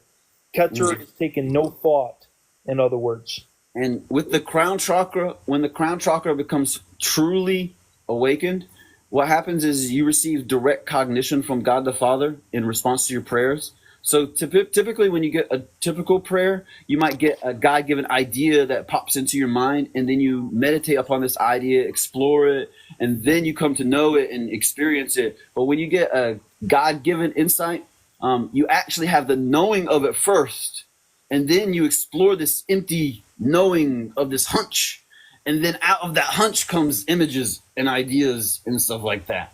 Yeah. It's beautiful, man. It truly is. I think we're on the same path, honestly. We might be going up a mountain a different way, but ultimately we're both getting to the top, and we're both going to be there. Amen. So I resonated a lot. The most I resonated was that one thing I did not resonate with is that if you were to take all the human beings on Earth, all the life forms on Earth, all the intelligent celestial beings that have ever been created since the dawn of creation, put them all together, and you mix them up into a blender, they still wouldn't be God. God would still be greater than all of them, and God would still preeminate and pre-exist before them. Now, let me ask you something, though, all right? So in John 10, when Jesus says that ye are gods and the scriptures cannot be broken, he's quoting from Psalm 82, and he says that the Elohim will die like men, all right? Also, in the book of Jude, it says that the fallen angels have everlasting chains of darkness until the judgment of the great day. If you go to that word chains, it's the word desmos. It means ligaments, all right? It's the ligaments or the flesh. So what ends up happening is you start to notice how what Jesus is concerned with and what he's talking about freeing the captives from is the flesh. This Yes. is so when we look at it, if we are sons of the Most High and we have Elohim or El breathes into us, then we have deity living within us. So we are a fractal piece of God. I can agree with that. Okay? So what ends up happening is when you take in the life of Jesus, and as Jesus was who he said he was, what ends up happening is you're taking that life. He said we are his brothers and his sisters. Therefore, we can be, you see, it would be blasphemy to Christians to hear this, but we can be like Jesus. That was the entire point. Father, I pray that as you and I are one, the church will be one with us. True. All to be one as an essence of deity. I agree. But Okay. look at this example again, though. If this is my mind represented by the inner outline, and this is my body represented by the outer outline, and God is the principle of space, then God is within me, God is outside of me, God is one with me, yet God is greater than me, because the me is only this finite space, and God is an infinite space. So I can be like God, just in this example, but I'm still not God, right? God is still greater. There's still one that knows everything, and I am appreciative of being one that does not know everything, because I get to enjoy this journey of learning more, right? Right. So let's think about it like this. We know that the fullness of the Godhead was in Jesus bodily, all right? We know that Jesus had the fullness of the Godhead, but yet the Godhead, or the God that was within Jesus, was still not all, because God is still outside of time, and there was more of God. There was only so much God that could be present within the world in Jesus, within that For capsule. sure. But I wouldn't equate the Godhead, I mean, because that's a weird terminology. It's like God is head of his Godhead. Right, exactly. Jesus is still the head, and still, yet, even though we have God living within us, as it is, there are still more people that are sleeping and not realizing their true identity and their oneness with God. As children of God. As children of God, children of the Most High. Yeah. But I mean, isn't a child like a baby a mini me, right? Absolutely. You know, but isn't this like example, if I was just light and space and emptiness on the inside, this would be an example of someone being completely pure. If I was completely pure, I would be like God, right? Right. But not be God. Right. Well, this is the experience of I'm within the Father is within me, I and the Father are one, but the Father is greater than I. That's the revelation of Jesus Christ, of realizing our unity with the Father. And he's an eternal Father, we are eternal children, and we need some eternal respect. Well, yeah, absolutely. Well, okay. So when I speak about this, when Jesus is talking and he says that my Father is greater than I, then yet in another instant he says I and the Father are one. He's talking about his full, complete unity with Jesus or with the Father. Yet he realizes that the Father there's still more to gain from the Father. There's still a fullness and an empty, like when you empty your cup, more will be poured into you. So even though we are a part of deity, there's always more to be poured into us. We will always receive revelation, understanding, and truth. Okay? Yeah, because we're on the receiving end, and God the Father is on the providing end. Right, exactly. Because God is within. Because the kingdom of God, which is within, needs a king to rule the kingdom. And if it's the kingdom of God, God dwells within. For sure.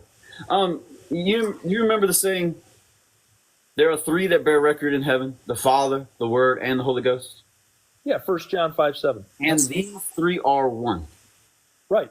And what that means is these three are one experience. Just as I can have cheese, tomato paste, and dough, these three are distinct unto themselves and have their own qualities and benefits and prerequisites and parameters and attributes all by themselves. But when you put them together, it makes something magical called a pizza, right? And they are one pizza. Right. So that is the kingdom of heaven within us. That is the Godhead within us.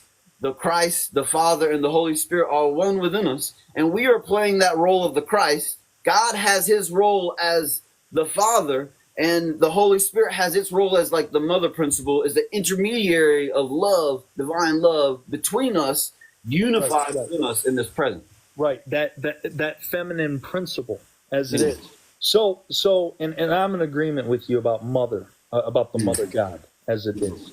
Jesus unified those principles within him when he was walking on earth, and that's what we need to unify and realize as well. When I speak about us being God, as it is, what I am saying is that our identity is in God. It is in the kingdom within.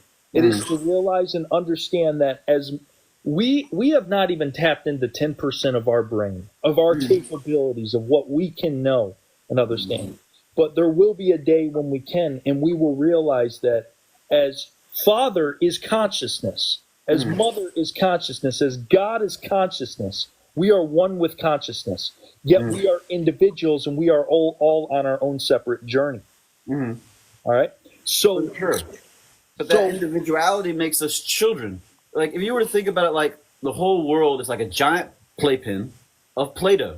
Everything can be made into anything else. I mean, you can form it, shape it, move it, plastic, wood, anything can be made into anything almost. Like, it's a giant playpen of Play-Doh, and we are eternal children to an eternal Father in an eternal playpen. And I would say, like, God the Father is knowing. He's pure knowing. The goddess, the divine feminine, is feeling, pure love. And then Christ, the divine, neither divine masculine nor divine feminine, but a blending of the two, divine perfection, is just divinity, right? Because he's not.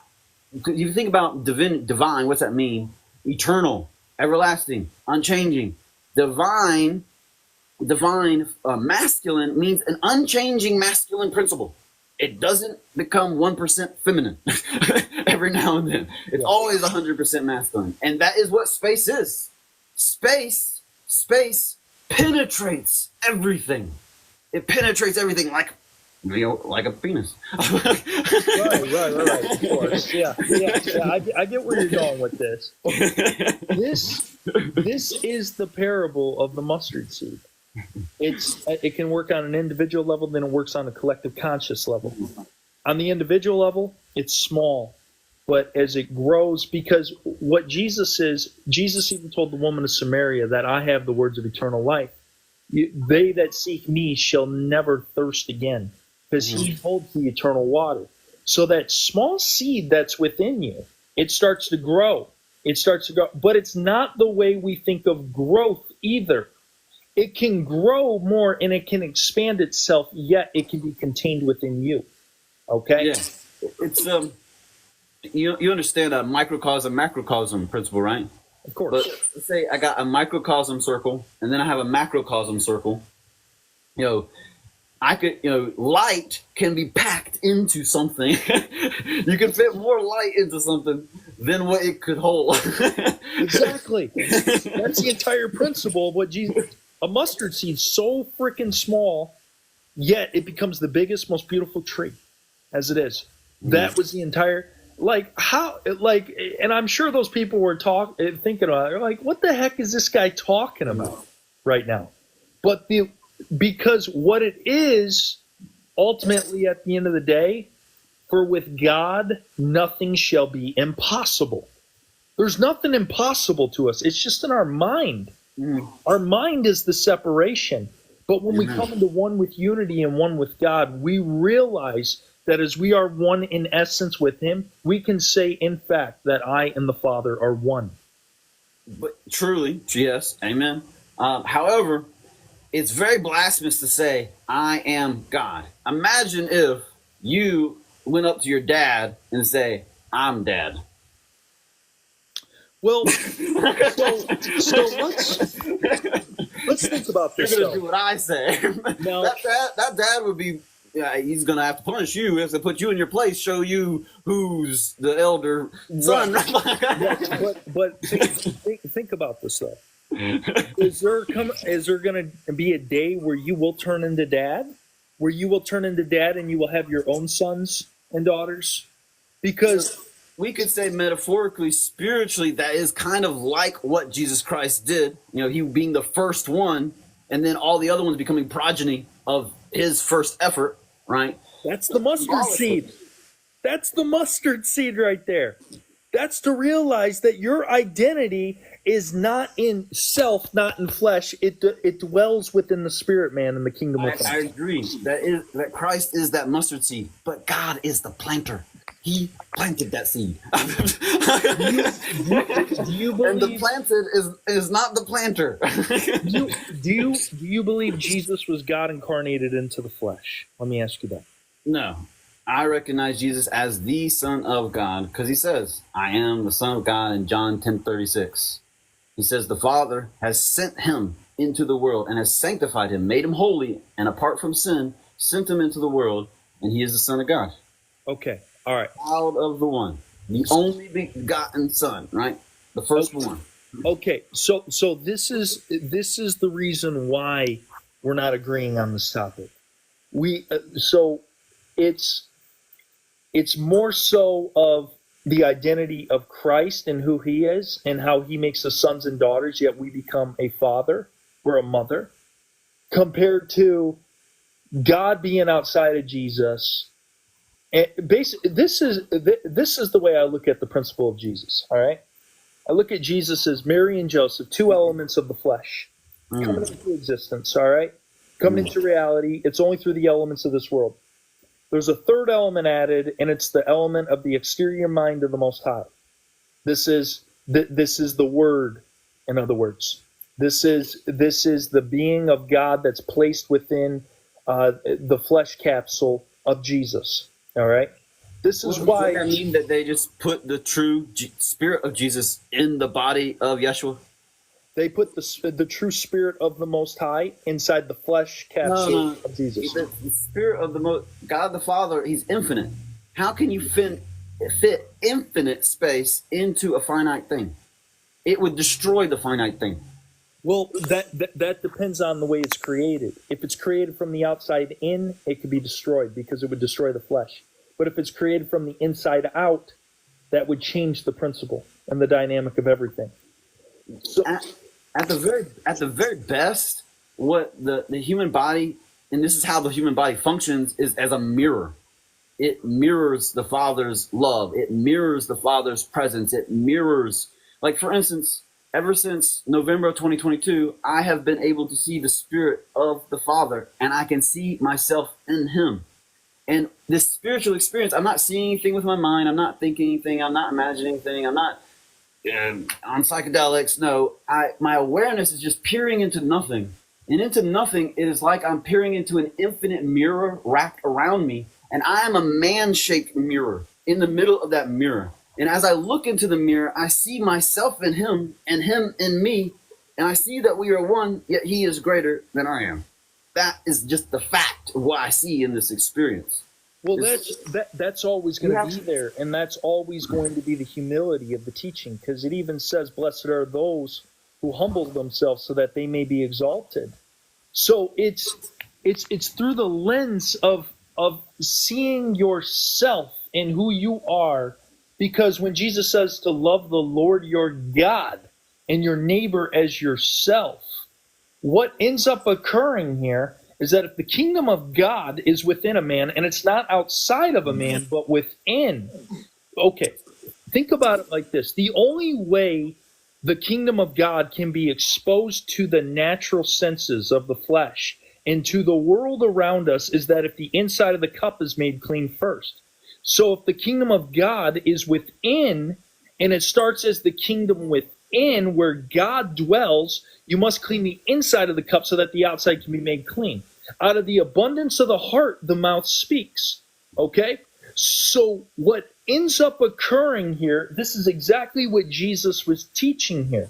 He was trying to show you your inner essence, who you are on the inside, because you are pure on the inside. The enmity was of the mind. You were never at enmity with God. God is love. So even when Jesus died on the cross for the Jews, God was meeting the Jews where they were at, in their archaic mindset of their animal sacrifice. So they needed something in substitutionary atonement. But the true revelation of the cross is to pick up the cross, become one with the essence of deity, become one with the essence of God, and realize that the byfactor of you speaking his words is that you will die. All right? But would you agree that to become one with God, to take that path, you would have to know Jesus Christ's words, keep his words, and follow his words, actually do what he said, right? Yeah, so this is the entire You couldn't get there without him, right? The entire, you see, you could be a Muslim, and if you take the words of spirit and in truth within the book, and you have love within your inner essence, God is love. That was the entire principle of when you become the essence of love, you become exactly what God is. You are the frequency, the energy of what God, because God is love, God is frequency, God is energy. God was the love placed within Jesus, within the flesh capsule of Jesus, because remember, his only rules, his only regulations was that a new commandment I give unto you, that you love one another as I have loved you. All right? So when you love, you become the essence of God in the traits of God. This is why when Philip saw Jesus, he said, Father, show us, or Jesus, show us the Father. He said, Philip, have I not been so long with you that I am in the Father and the Father is in me? You are looking at the Father. It was the full essence of the awakening of God within a man realized. When Jesus said that saying, if you have seen me, you have seen the Father, I say that he was actually referring to his true spiritual self. If you have seen the spirit of the I am, of the Christ within me, then you have seen the Father. Because obviously we haven't seen no physical Yeshua walking around, right? Right. But here's the thing. We can become it. That's the entire, you partake of his essence. I pray that as you and I are one, the church will be one with us. Well, you say we could become it. Can we become it? If you have the holy baptism, you are it already. Because heaven cannot be in you unless you are it. Like Jesus Christ, heaven was within him, and he's the I am.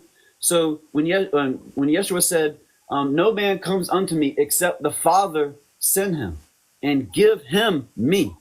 So God has to give the I am, the Spirit of Christ, the Son, to the person, and then the person's drawn to Jesus Christ and his teachings. That's how it works. This is what it means when it's said in 1 John, who are born not of the will of man, nor of the will of flesh, nor of something else, but of God. You know, it's like we come directly from God. Like you were even saying earlier that a man is what was it? I was going to go with that. I can't remember. I forgot. It must not be that important. The Bible says, "Awake, O sleeper, from the dead." It's like, what? I thought those under the law had the truth, but no. Jesus actually tells them that I came to preach deliverance to the captives, and those who hear my words. He says this: those who hear my words, because my words are of the Father, they will resurrect from the dead, and they will no longer be dead. And the hour now is. It doesn't come through the cross. It comes through the words, through the essence, through you partaking and becoming one with deity. When you do this is when your awakening starts. Did you just say that someone becomes saved because they came across the words or the truth of Jesus, and that's how they became saved? Is that what you? It's not through a wooden cross. Oh yeah, I mean it's definitely a cross. I got a cross right here. This has never saved anybody from drowning. Maybe if it was floating on the river, they might. I'm telling you, man. I'm telling you. When Jesus was saying, "You must eat my flesh and drink my blood," he was talking a part of the essence of who he was. Yeah, the spiritual being. 'Cause if you understand that in heaven, all is one. So it's like all of heaven is of one heavenly substance, one substance, and that your very being is where you derive your nourishment. Because, I mean, once you have the Holy Spirit within, and the kingdom of heaven is within you, it's really just about taking your spirit awareness, going into meditation, finding the trees, finding where the fruit is, partaking of the fruit, becoming nourished by the Spirit. That's what it means. I am who I am, or I am who I will be, or I will be who I will be. We are children of God as self-created beings. Like, this is where our free will comes into play. Is I can choose what I wear. Like, Right. God may give me my mission, but I can choose sandals or socks today. Yes. Now think about this though. All right, the mustard seed that's planted, it's spiritual. All right, it's not a physical seed that's being talked about. It's a spiritual seed that's planted. Truly. But the only way to water a spiritual seed is with spiritual water, the spiritual wisdom. There you go. So therefore, someone cannot come. It's based off of the awakening of God. All right. This is why when Adam was put into if you remember the Apocryphon of John, because you like Gnosis, I know that. Yeah, I remember that one. It tells us that Jesus came to wake them up from the deep sleep. Mm-hmm. He came to wake them up from the prison of the world in which they lived in, the inception, that dream in which they dwelled in. Yeah. So what ends up happening here is when they wake up and when they come to understanding, it's through his word, the life, the words of the Father, which is ultimately God's love and the essence of the radiating love.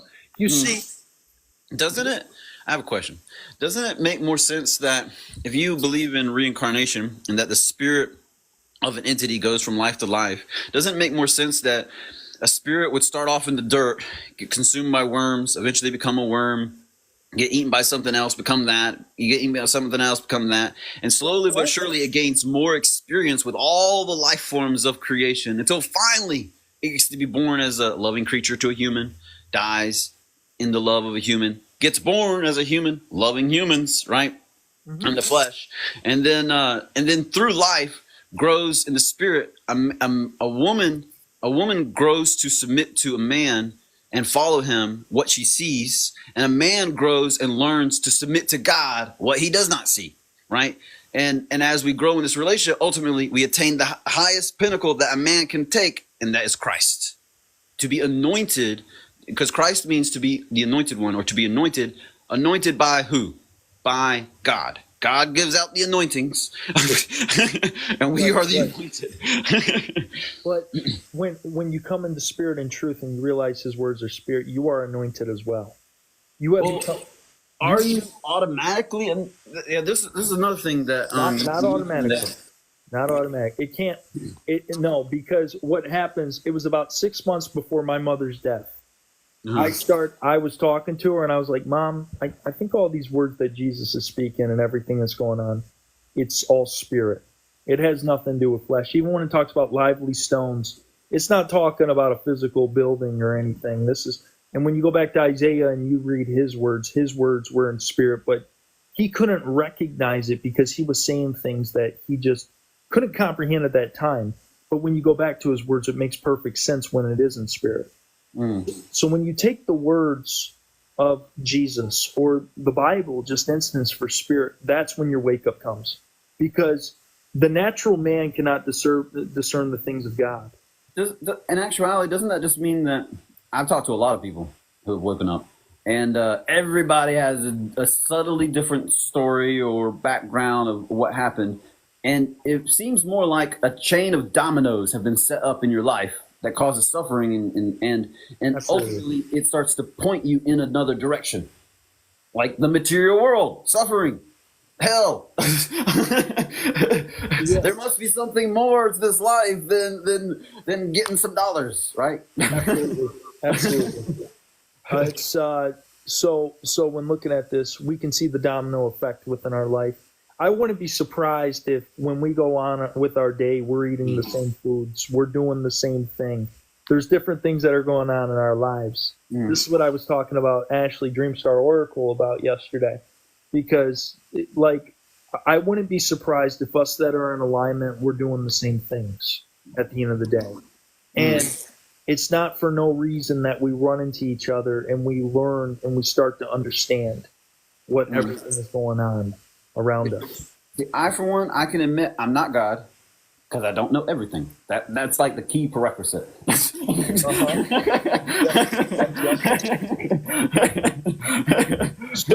So I enjoy learning with other people who also are willing to admit they don't know everything and that they're not God. So the thing is that when we look at it and when we start to understand things and we start to realize it, if God is love, God is frequency, God is energy, God is the essence of what Jesus told the people to be, his own disciples. His only commandments was love. So if his only commandments is to love, that would end up meaning that if God is love and he is the essence of deity, Jesus became this. God became a man. There's actually more scripture that says God is spirit, God is love, and God is light. If you understand that spirit is not a mind thing, it's not a physical thing. Spirit is nothing. All right. And what is in this nothing that's in my hand? Light and life, which is love. There is spirit, love, and light right here in front of us. This is heaven right here in front of us. Are you ready? Are you ready for something that it says right in the beginning? In the beginning, God created the heavens and the earth, but it's not the word God. It's Elohim. It's God's. Well, that would be, if we're going off of the Gnostic perspective, that would be the fallen gods that were created by the demiurge, who created the evil world, who's trapped all these spirits and souls in this world, where Jesus is coming to liberate us from this world. Well, so I actually take a different perspective. I do see it as two creation accounts. But the Garden of Eden story, actually in the literal account, is actually the story of Moses and Israel, Mount Sinai. Because Jesus dies on the tree of the knowledge of good and evil. He dies to free those who are under the law because they are held captive. All right? He says, I came to preach deliverance to the captives and recovering the sight to the blind. So when looking at the Elohim from the beginning, and it's saying that the Elohim, it says, God said, light be. All right? Well, God is light. All right? So from the eminence of the gods, the Elohim, the light comes. Because God is light and God is love. The light shineth in the world, and the world comprehended it not. Right? Amen. But Jesus says God is a spirit, and they that worship him must worship him in spirit and in truth. And after his resurrection, he said, handle me, see for yourself. Spirit hath not flesh and bones as ye see me have. So Jesus defined God to be a spirit and himself to be a man that has a spirit. Like we are men that have spirit. But the kingdom's within. We're searching something. Yeah. If I have spirit within this mind-body experience, then heaven is within this mind-body experience. It's within my conscience. Therefore, God is within. Yeah, God is within, but God is also without. Because Yeshua said, I am within the Father, and the Father is within me. God would have to be within and without. I am in the Father, and the Father is within me. Yeah. So where within and without. So where is the ultimate revelation of heaven, though? Jesus tells the Pharisees in Matthew 23:13 that woe unto you, scribes and Pharisees, you hypocrites! You don't enter into the kingdom of heaven, neither you let anyone else go in to the kingdom of heaven. All right? You know, they say that he also said that they keep the key to heaven locked away, and neither allow those to go in nor go in themselves. That key is God's holy name. That is the key. This is actually the key that makes you realize that heaven is here and within yourself. This word, this holy name. This is the key. Living and breathing that key is what does it. Well, the Bible says on earth as it is in heaven. So, and this is why Jesus says, clean the inside of the cup so that the outside can be made clean. So on a dirty cup can't shine the light out. So on earth, in this nature, as in heaven, because this is where heaven dwells. It's a spiritual realm within our conscience, yes. Yes, so on earth as in heaven would mean that this earth needs to be cleaned up through cleaning the inside of the cup so that the outside can be clean. If you really think about practically, our physical lives are a reflection of our inner lives. I have the things and skills and things of my life because I've paid attention to them with my spirit. I lack certain things and skills in my life because I've yet to pay attention to them with my spirit. I It's think like, we're saying the same thing, man. At the well, end of the day, I believe that you have the Holy Spirit because you would not be able to tolerate speaking to me if you didn't. I know this for a fact. I've talked to a lot of people. yeah. Well, you're But your very logic is knowledgeable. flawed. Yeah, we're so the thing is, at the end of the day, what I would say is this: is that if Jesus said, "On earth as it is in heaven," and Jesus was given the keys to the kingdom of heaven. Yeah. A matter of fact, he says that all power and authority has been given unto me in heaven and in earth.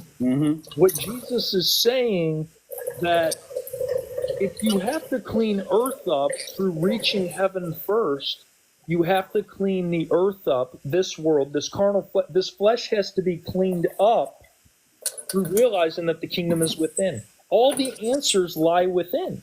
That's just. I agree with that.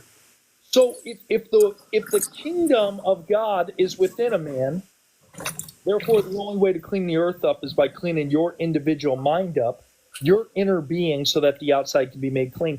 And when on an individual level you have heaven on earth, then it happens on the collective conscious level. This is why the second coming of Christ happens in every single person's life first, before it can happen on a collective level. All right. I don't know about every single person's life. It will happen to, according to the book of Revelation, it'll happen to the Lamb of God. It'll happen to the 24 judges. It'll happen to 144,000. And the men who have been redeemed from the women, yet have not blasphemed. After being with women, are not defiled by women by speaking women talk.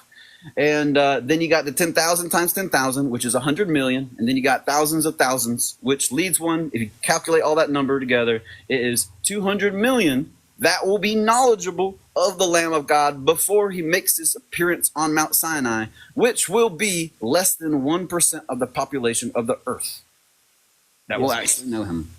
So here's the thing. I believe in universal reconciliation. That's the parable of the prodigal son.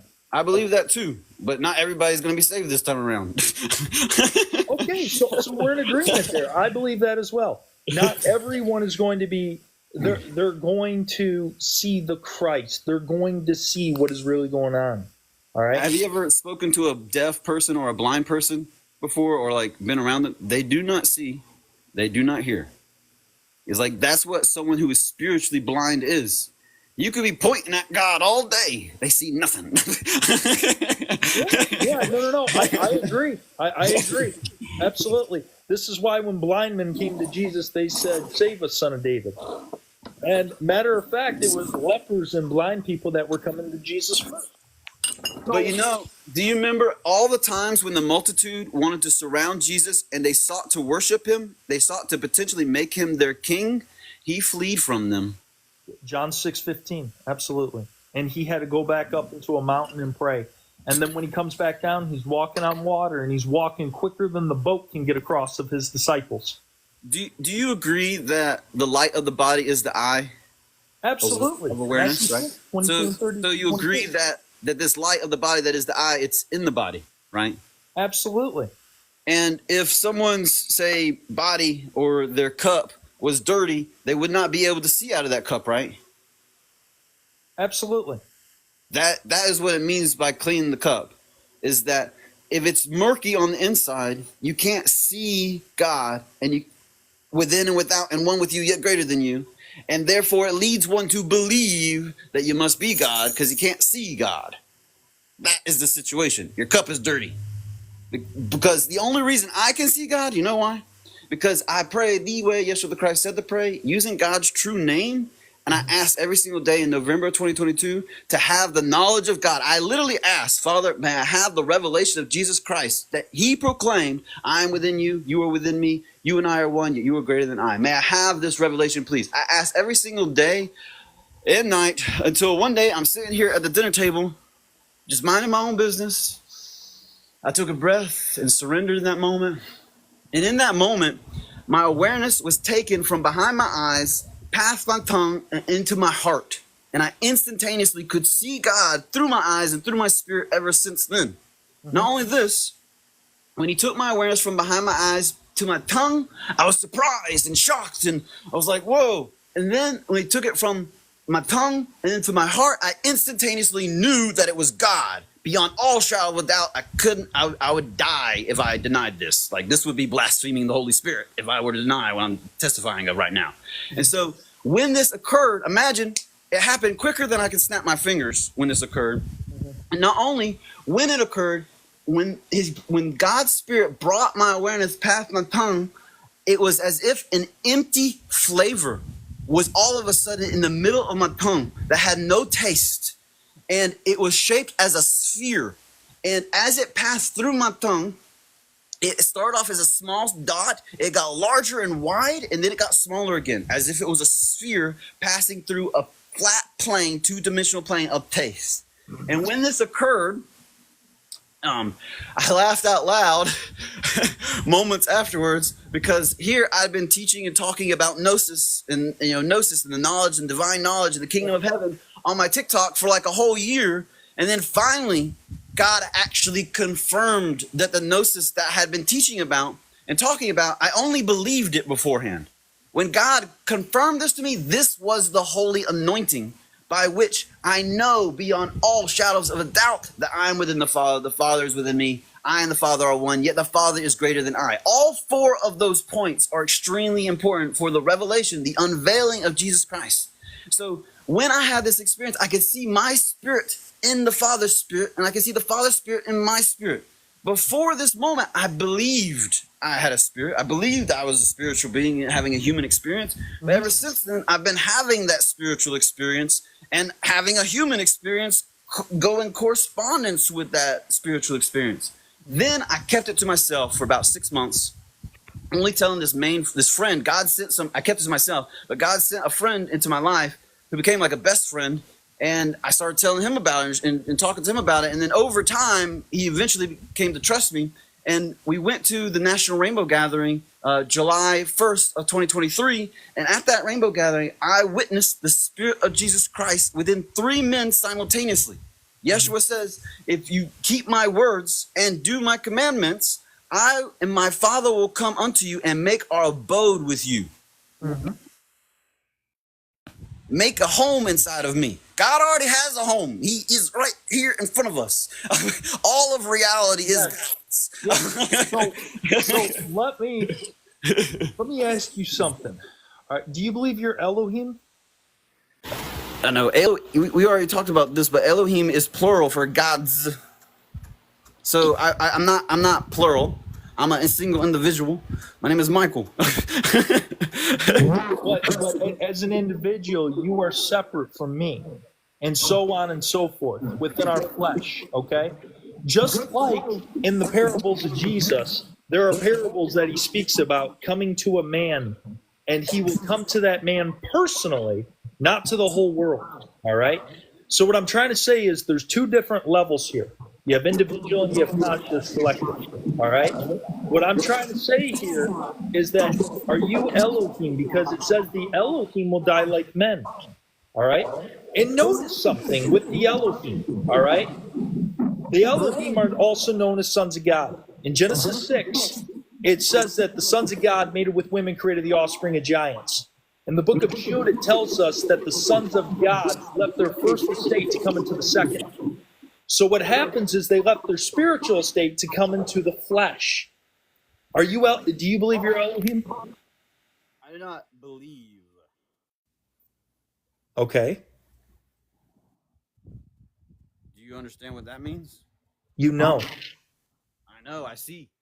Okay. So if you are Elohim, you are a god. That's the term. I am a god because I know the God. But I would never say I am the God, because that would be blasphemous. I know my place. Yes. You know your place, but as a father raises a child, that child that gets off of spiritual milk and goes to meat, they become a father as well. Yes, but that child that becomes a father never loses his father. and should never lose his respect for his Father being Absolutely. I agree. But that comes through inner self. his. I agree. I agree with that. You never lose respect. You always humble yourself that you can be exalted. When you use humility, Either you humble yourself or you will be humble. One or the other. absolutely. Absolutely. But to sit here and not realize our identity and to realize that we are one with essence of deity. We are a fractal piece of God that is a mustard seed that is only growing in knowledge and revelation is to not understand our true identity. You know, true understanding can really only be grasped in retrospect. Otherwise, it's just expectations, fantasy, and assumptions. How long have you been studying? Let me ask you that. I have been anointed by God since November of 2022, and I've been called to go into the world and preach the gospel since July 1st of 2023 when I met the Spirit of Jesus Christ within 3 men simultaneously. And I was called I literally was having a traumatic experience and a psychedelic overload of download of visions pouring through the crown of my head. And it got to be to the point where it was actually painful. And I said, I am enough. I know enough. I will preach your gospel. Just point the direction and I will go. I don't need to know anything. Okay. So roughly, you've been studying about 2 to 3 years because this is really impressive for you knowing this. I wouldn't say I've been studying necessarily. I'm living it. Scriptures as spiritual, it's talking about me and this spiritual experience that I'm having. It's like looking into a mirror. Everything is. I see my dog and I call my dog, come, Sage, come. And she comes to me. And she comes to me and she stops and she pauses and I say, hey, and I get her attention and she comes and then she finally gets to me and I celebrate. That was me, God calling my name like a dumb dog. I'm going after what I hear and then I get distracted. He says, hey, he brings my attention back, but he doesn't celebrate until finally I'm one with him. Right. Okay. All right. So roughly you had your wake up about 2 to 3 years ago. All right. Well, that was the anointing, had the holy baptism. That was when I was 12. So right. Tests. I've done research and. Well, I spoke in tongues at 12 years old, like in church and stuff, and I felt the fire within my spirit for about a week straight, as it is. Now, but the thing is, I didn't truly start to wake up until I was 21, yeah. and I'm about 30. Well, I am 30, but basically the reason why I say that is because it's very impressive, especially what you've come to and the revelations that you have come to with this. So I think where our difference lies ultimately, Michael, is that I believe Jesus was God incarnated into the flesh. But if you believe God is inside and outside, we know that the Old Testament says that God is not a man, that he should lie. But through Jesus actually becoming the essence of that deity, his flesh was not glorified until the resurrection. He was not divinized. Remember when Jesus said, no man has seen God at any time? Yes, absolutely. But it also says, the pure of heart shall see God. Yes, yeah, but it also says no man has seen God at any time, but the Son of God has come to reveal him. All right. That's because the Son of God is that spiritual child within the heart. Mm-hmm. I agree. Like in the material world, we're approaching old age, right? Like we're growing older, and we start off as children, and then we become men and women, and start our own families and stuff like that. In the spiritual life, it's about going back to being children and being. I agree. You cannot find the kingdom of God unless you become his child. The Bible tells us this. But it's also to know and realize your essence with deity. All right? Sure. I mean, but myself on the same level of deity as Jesus Christ. He's the Son of God. I'm a son of God. He asked the Father to be anointed, to be sent into the world to preach the gospel. I was set apart from the world and sanctified by God, sent into the world. It's like You're breaking up really badly, man. I don't know what the heck's going on. It sounds like the ocean's like behind you or something. I'm holding a battery up to my phone to charge it at the moment. So maybe. Oh, Gotcha. this right here, this fan. Also, man, I'm gonna have to let you go here This in a fan minute. right there. Because I'm gonna have to get into a meeting here All right. shortly. But go ahead and say what you're gonna say. I forgot. What was the last thing I said right before I turned that fan on? You were talking about how Jesus basically says that no man has seen God at any time. The Son of God has come to reveal him, which goes to show you Moses never saw God on Mount Sinai. Yeah. Right? And also Jesus said, I serve the God of Abraham, Isaac, and Jacob. He didn't say I serve the God and Moses. Exactly. So he also said the people who ate the manna from heaven from Moses in the wilderness, they did not receive the manna from heaven, and they all died. John 6. Yep. You know, because he says that I am that manna from heaven. That spiritual experience is that manna from heaven. You just quoted. I remember before I cut off the fan. You quoted Jesus, and you said what was that word you said? Wasn't Elohim. You must be like little children to enter the kingdom of God. Yes. A little child would take it at face value if Jesus says, I am the Son of God. At face value, he must be the Son of God. But Jesus also didn't ask for worship either. That's because he's the Son of God and he's not God. He also told people to worship God. But they did worship him. Oh, actually, he fled from the people who tried to worship him. When he just didn't respond to the people who claimed to worship him. You know, he had a lot of hate going on back then. I'm sure he had to be very careful with his words. Well, of course. I mean, that's why he says your father's the devil. That's why when he said that, that's when he's getting ready to go to the cross. But here's the thing. When he was on the boat with his disciples and he calms the waves, his disciples actually bow down to him. All right? And he doesn't say anything about it. They worship him. In other words, in obeisance. So it's probably a reverence. I mean, imagine an angel comes into a world of beings who only know earthly things. They would think that angelic being doing these miraculous things that they have seen themselves that fail at in their entire lives, they would see that as like godly. You know, they would immediately assume the attitude of worship towards him, just like it says in Revelation that the synagogue, the servants of the synagogue of Satan shall be made to bow down before the feet of the angels and the sons of God, because they worship a man as God, right? So they're naturally, as soon as a man pops up on the scene and starts performing miracles, they're going to be like, okay, he must be God. Let's go worship him. It's like, it even says that this will happen in Revelation. So let me ask you something.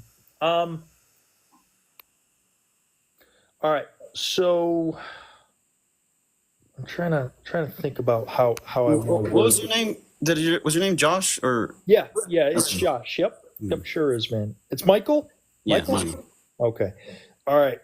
So as far as even like what Jesus taught, what Jesus did, as it is, how he forgave sin, how you see. When I look at the flesh of Jesus when he was on earth, he was not God. He was a flesh man, all right? Matter of fact, God was not an anthropomorphic being. God is not a man.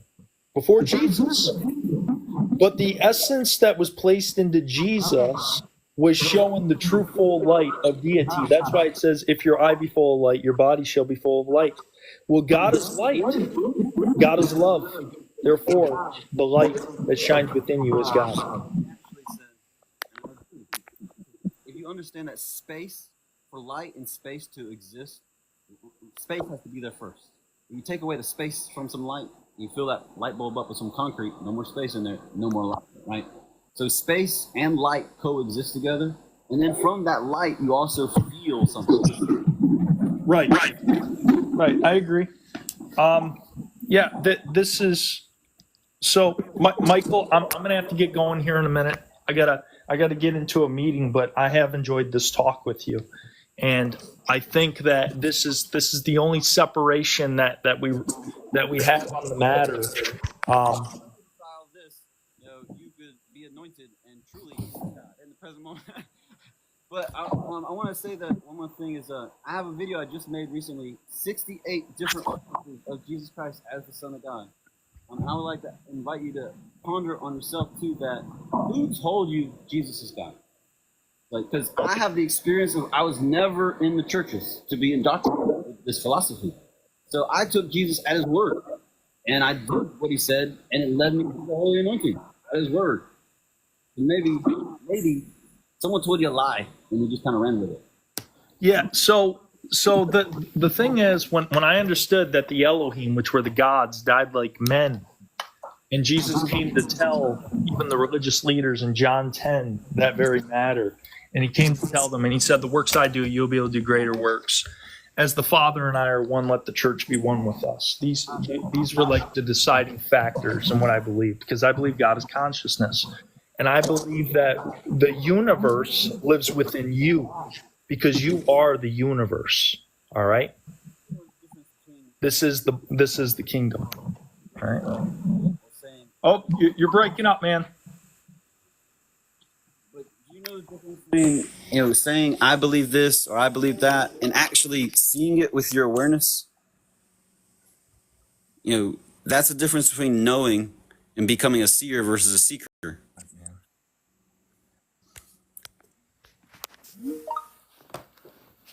Oh, I didn't. I feel terrible. I didn't invite.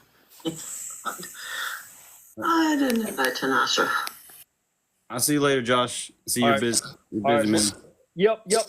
Bless you, brother. God bless you, man. I'll see you later. Good talking. Have a good one. All right. All right, guys. Well, anyways, I'm going to have to jump up off here. She's available. I pray that this has been a blessing for you guys. It's been edifying as it is. Let's just keep on going forward. Let's just keep on looking at things as it is. You see, this is the way I look at it. Yeah, the religious orders have told you that Jesus is God, but they told you were a worthless worm, okay? They told you had nothing in common with the essence of deity. Blasphemy, according to the Bible, is to understand and basically think that when the Spirit of God moves, it is not God that is working. Okay, it's through devils, through a bunch of other stuff. There was nothing ever said against you understanding who you are, your identity, your essence, that you are a part of divine deity. And I recognize that I'm a fractal of God. But that mustard seed grows more and more as you go. And the true nature of it all is to understand this. That, or what did you feel good about? Just kind of all that good stuff. So anyways, bless you guys. I love you. Oh, don't lay it on so thick. Come on. Yeah, no, knowing what this is like to go through this, and my concern is not having been here, I probably shouldn't say this, but I do question how much support you felt like you had from Juan and or for us. All right, guys. I got to jump up off here. Reach out to them. So bless you guys. I'll talk to you guys here soon. We'll just keep on going. All right. Michael, I'll talk to you later, man. We'll talk more. We'll keep on going. We'll keep on talking. But I do believe Jesus And that's very much how I felt the first year I did this. was God incarnated into the flesh. All right. Blessings, guys. I love you. Have a good one. I'll be putting this up on YouTube. Michael, it's been a blessing. You know your stuff, man. Have a good one.